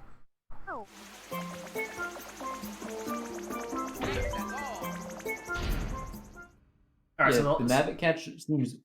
Sorry. What? No, go on. Alright, the World 3 Nabbit catch seems very quick, but incredibly precise. Yeah, exactly. I think that's what scares me about it. Yeah, that movement that I did is very precise. So this is another part where having the penguin suit saves time. As you can see, I can just save about a few seconds here in this water section. Not the greatest P-switch grab, though, unfortunately. Yeah, I messed up a little bit, hitting the block to reveal the P-switch, but that's okay. As long as I don't get hit.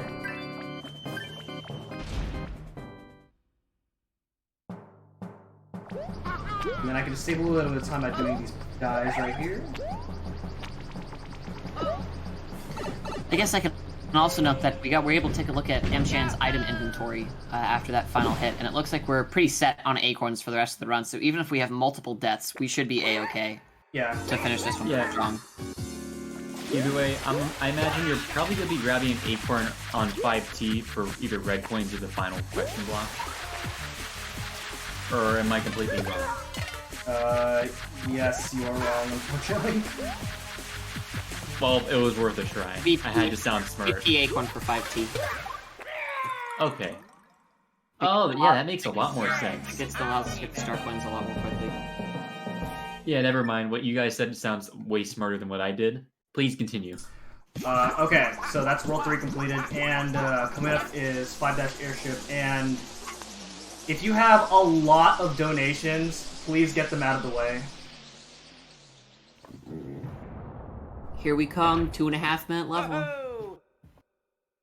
I have Let's go. no donations. Oh my god, you guys are making me sad. Podcast time part 2. I can just talk for 2.5 minutes if you guys want. Okay. I'd run out of things to say eventually, but Here we go. Okay, Topic well, of discussion. Do you have a question to ask? all right. Run? What is what's everyone's favorite Mario character? Let's do that first. Yoshi always wins. Yoshi. Okay, that's one Mine's- Yoshi. Mine's Bowser Jr. Mine's Nabbit. Get out of here. And I already said earlier, Mine is- why are you on the mine is commentary booth? Rosalina. Because you invited us, not our problem. Oh, did I? I We're don't here remember for the that. culture. All right, what is the worst part of this game? There is no worst part. This is the best game. What are you talking about? Why would I? If you had why to would- pick, if you had to pick one part of this game, what is the worst part of this game? I mean, I mostly run 90%. So if I had to, if I had Haunted probably have to Forest. agree that it's 70. M-Chan probably has a better one though. It's the Haunted 5-4 Forest. is also pretty bad. The physics, the end of the game. That's what we're getting in chat right now. Alright. Yeah, ending- those are good choices. Yeah, the physics are jank, and the ending is long.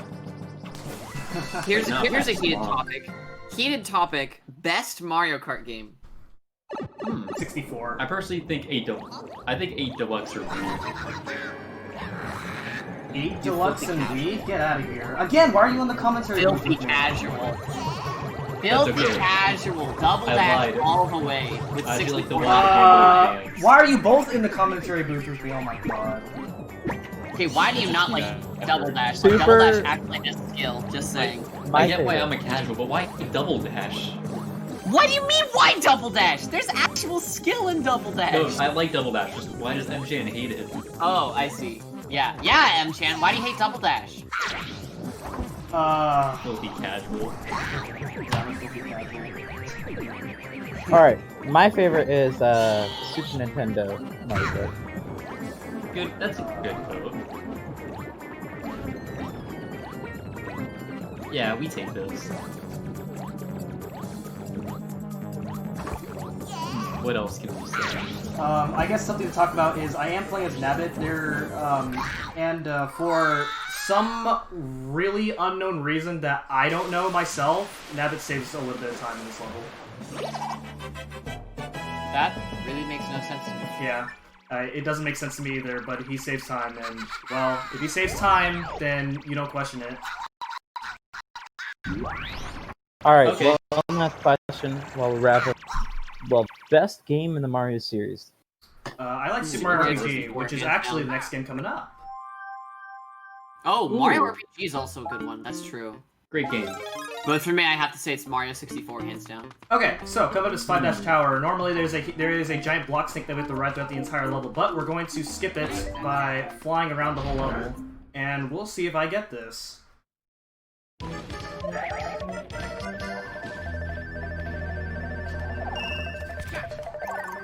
I gotta wait a little bit here. Then...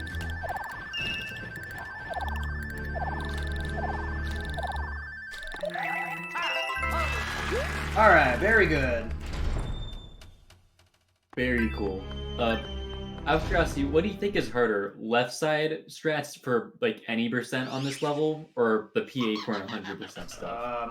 Well, I've never really messed around with left side, so Okay, I would that's fair. probably say that. Okay. Alright, so this is the last Boom Boom fight.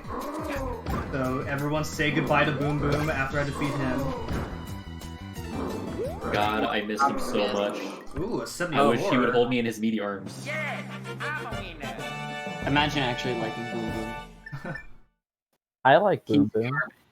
I like Boom Boom because he makes me feel good when I speedrun 3D World. Look at Mario Tennis Aces. He's garbage. He's literally garbage there. Oh no, definitely, but come on, it's a saving grace. It's a saving. Just have the image of Boo Boo playing tennis in your mind. Isn't that satisfying enough? Nabbit does when you catch all the Nabbits, he will spawn back in World 1, but because we already caught Nabbit all 7 times, we don't have to catch him again. He'll just keep spawning in all the worlds, so once you get that notification that you call all the Nabbits, you don't have to catch him anymore.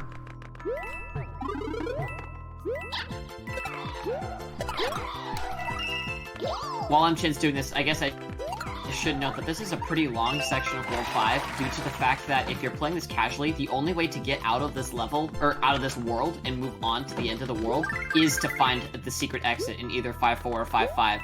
And on top of that, we have a ghost house, which means the ghost house has a secret exit. So we have to beat 5 ghost and its secret exit, 5-4 and its secret exit, and 5-5 and its secret exit. Not to mention the secret level that you get when you unlock the ghost house secret exit. Yeah, we still. So we got a lot. We're playing. Gonna be a lot of repetition coming up here. On top of that, this is the hardest part of 100%. We have 2 of the hardest levels coming up after we complete the ghost house. So I got that star right there. It saves like 1 second. But this time, with the normal exit, I'm actually not going to get the star.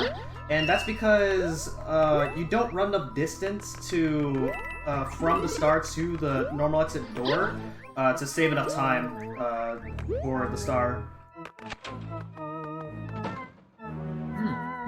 Interesting trivia that 80% players would not know. Thank you for this knowledge. It can be a little bit awkward if non-star movement can be a little bit awkward, but because of like the slightly slower movement, but not that bad. Okay, so we're gonna do 5-5 first. I'm gonna get the secret exit first. This is the hardest secret exit to find. This is probably the most unreasonable secret exit to find. I don't know how anyone would be able to find this out. How does it get worse than the World 2 secret exit? Oh, I hate that so much. I just saw it on my stream. Who would ever think to just ground... Whatever, you get the point. Yeah. I mean, at least it's easy once you know where it is. That's the saving grace of most of these exits. Is that a statue? Or is that a head, or is it a statue? Like, what is it? A stone eye statue. Yes.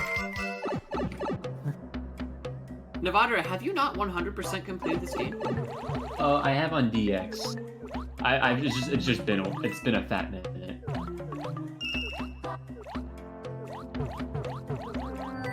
You would think I'd remember something either very good about this game or very bad, but I don't know, man.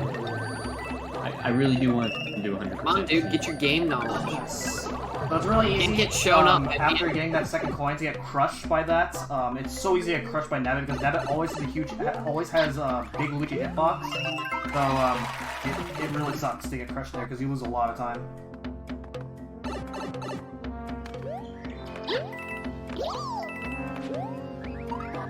Okay.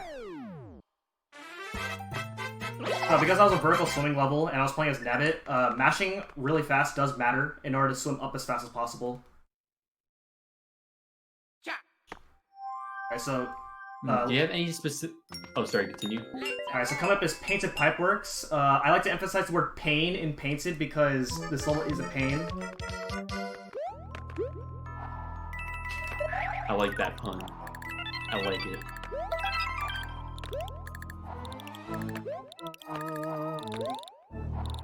I'm gonna get the normal exit first because if I mess up while getting the star coins and I'm about to die, then I can actually exit the level after I beat the level.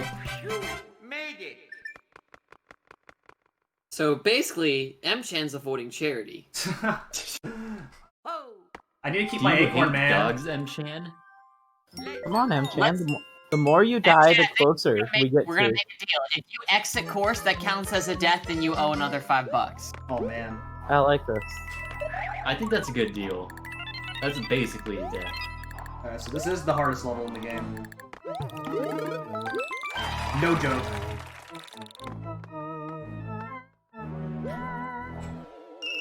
Yeah, it just seems like all the cycles are so precise, and I don't know. This level scares me. It looks very cool, but it scares me.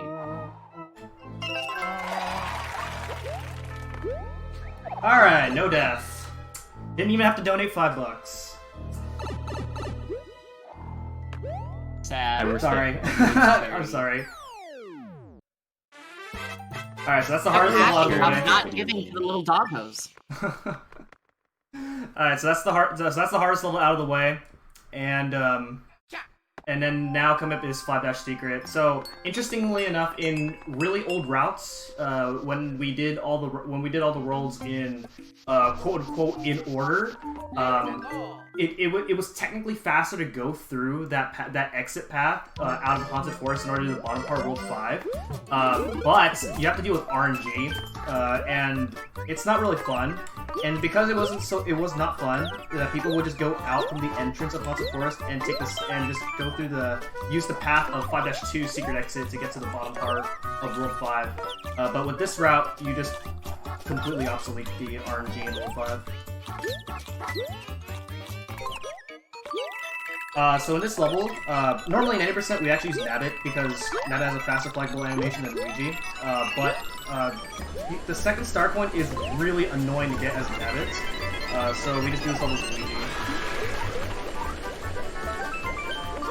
And Nabbit saves like, what, 0.2 seconds because of his flagpole animation? Yeah. It's very not worth it in a 100% 2-hour run. Yeah, especially when you're 2 hours into the run and you're trying to save those few frames. Yeah, have fun. But let's validate the run. We did it. Yeah. Made it.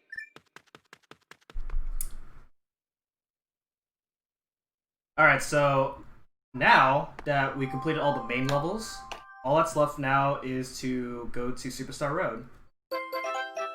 Excuse me. Yes. Where did yes. that giant bullet bill come from, and why didn't it destroy the blocks next to the flag?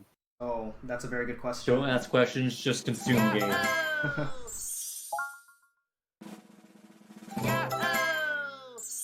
9 more levels. And no more secret exits, so it's just beat and get out. It's go time, gents. We already completed World 7 and World 8, so all we did is go straight to 9, which is Superstar Road. And we're actually going to be doing all the levels in order, because there's no real benefit into doing them out of order, unlike in other NSMB games. So, here we go. Now World 9, like I said earlier, World 9 is not a terribly difficult world, but you know, when you're on a good run and you're coming into this world really nervous, it's really easy to choke the world. So it's still really important to have really good levels.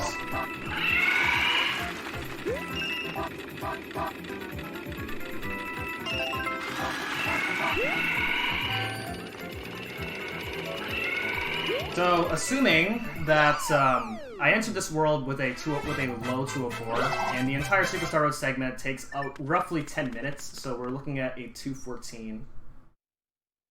Assuming nothing goes bad. Okay. That's a pretty good time for just an event like this. I think you've been doing very well. Yeah, so for far. only 1 death, that's pretty good. Yeah, and then Yeah. a lot of people in their casual playthroughs got stuck real hard in this level. Yeah, this level is quite good player and just normal speedrunner. If I'm being honest. I think what makes this level really easy, and that casual players maybe don't think of, is that the fact that these blocks that careen down can hit the P-switch for you, so you don't have to stop and hit the P-switch yourself. Yeah. That's what I think made me struggle the most when I played this casually, was I was trying to hit those P-switches at the same time. Yeah, and then if you Yeah, I slow did not down, know if you that slow until down, then you just die.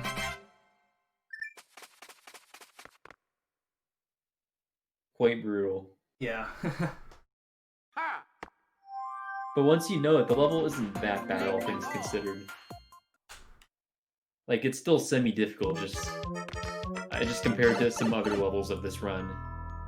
If it makes me feel good about myself.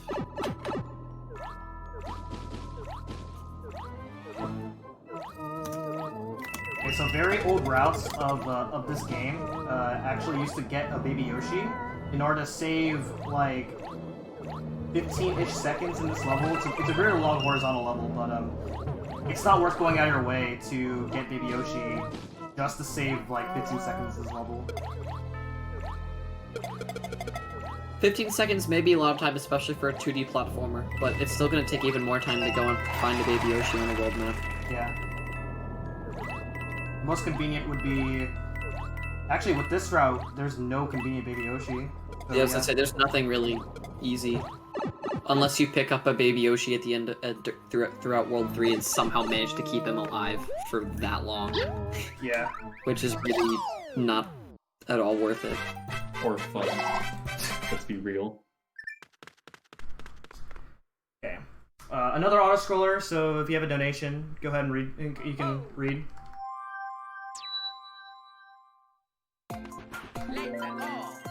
No current donations, so I'm just gonna leave it to you here. Alright. Overall, we had some minor mistakes, we had some hiccups in some of the levels here and there, but overall I'm actually really satisfied with how I played in this run. Really unfortunate that, in 7 Ghosts, I was still kind of distracted by the fact that we came back from the pause, and then we died in 8-3. But overall, this has been a pretty good run, and I had a lot of fun. I know this is not the end of the run yet, but... I was gonna say, you're like jinxing yourself here, dude. You're scaring me, dude. But hey, if it's any consolation, yeah, I've had a lot of fun this run. Well, it's been great so far having you guys here.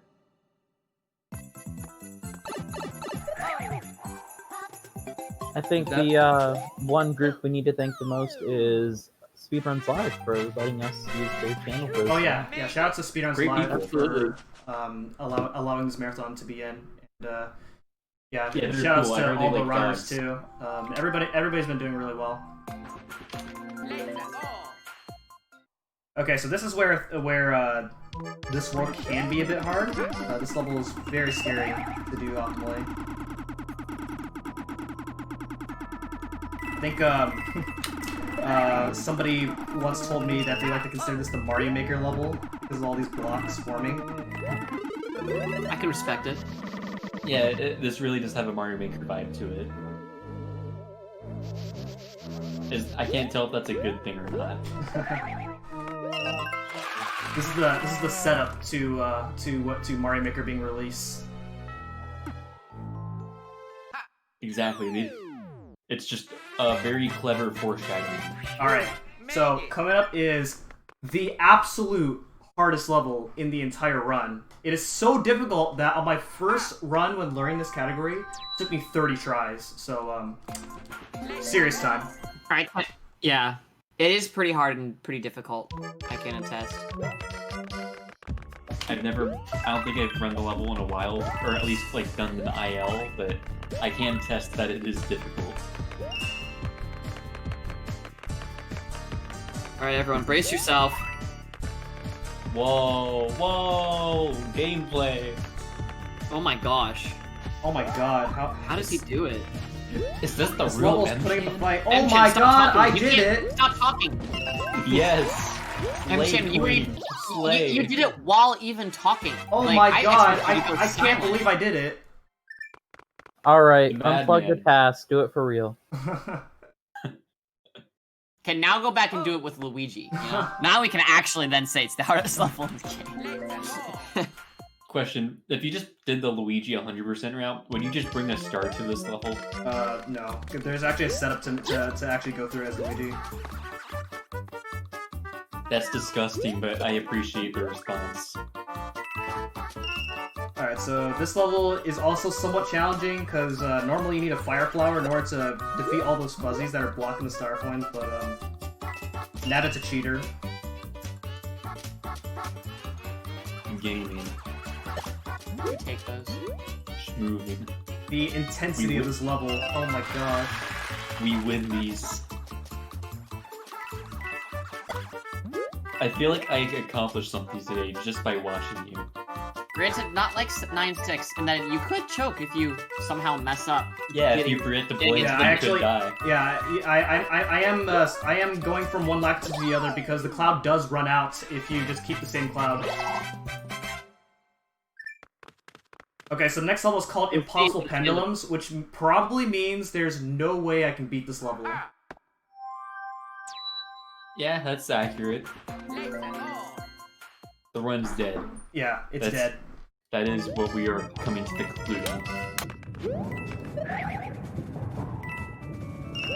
But we do have some strats that we can do here, and you might see this coming up, but we're going to damage boost to intentionally get a star coin, and it's going to make getting the star coins in this level a lot easier. Yeah. Alright, wow. It saves waiting a cycle. And then this one, if I get hit, it's okay. Okay, we didn't get hit, so we just saved a little bit of time. And then, there we go. Wow, we beat the impossible level. Let's go, team. Easy, dub. Easy. Easy. And now we just have one more level to the end of the game. Before we finish, I would like to thank everyone for staying here for the long haul. It's been a really great time so far that we've had on Speedrun Live. Along with no holidays allowed. Yeah. Absolutely. It's been fun. Thank you for giving us the opportunity to it's been real chat. fun. And thank you for inviting these two NSLU plebs to join you on this journey. Yeah, no problem. So in this last level, you can still choke this level, but aside from that, it's a fairly simple level for a very last level of the game. You're noticing I'm actually using my B, and that's because if you attempt to play this level as Nabbit, then the game just gives you Nabbit, or just gives you your V, because Nabbit can't fly, and which means that this level is impossible as Nabbit. Cool. So when I speedrun this game, I get to play as Barack Obama. Awesome. Oh man. Barack Obama makes his cameo in New Super Luigi U. Yeah, he's my main me for the Wii U, so I think it was just meant to be. This is just what the world wanted. I assume it's probably the same in DX, that if you're playing as Nabbit, that you'll switch to a Mii. No. No? Yeah, no. Okay, but that was that's your save the animals right there. You can actually look through that hole right there, and it looks really cool. You just stare right at the screen. Yeah, it's very neat. That's the one. See, I remembered something. Thank you for showing us. Alright, so there's gonna be 2 text boxes coming up, and time is when the second text box appears. Time. Let's go. All right. Congratulations, M-Chan. We got a 2:14:42, which That's is roughly 2 minutes off world record. 2.5, I believe. No, 2 minutes. I'm stupid. a minute and 55 seconds. Sorry, I think you said 2 minutes, right? Yeah. I heard 2 minutes. But yeah. Really, I heard 2 minutes. Overall, like I said, really happy with the run. Sub 2:15 was definitely my goal of the run. So I'm really happy that we got that. One real quick thing, I guess I can show up this. This is the secret house where you can review your overall stats of the playthrough. As you can see, I killed no Goombas, and we have these other stats here as well. And yeah. Pretty neat. But yeah, so that is New Super Luigi. That is practically everything of New Super Luigi U. Yeah, so like I said, really happy with the run. I'm really happy that I got to show this category off. I've been wanting to showcase this category at a marathon for a while, and I'm glad that I finally got to do that for the second time. First time being completed on 2019, I believe. And yeah, overall, if anyone's interested in learning more about the game, you can go. I streamed this game pretty frequently. So you can go and come to my stream and you can ask me anything, and I'm always happy to answer any questions related to this game. Yeah. Anything you guys want to say? Any of you guys want to say anything before we close off? Congratulations. I'm trying to think of something smart and witty to say, but it's not happening. Yeah, GG's Mchant. This was, again, thank you so much for inviting us to join you on this incredible journey through the entire game. All right. Thank you for inviting me too. It was very cool. So, very real. Anything else? Any other comments you guys would like to add at the end of the run?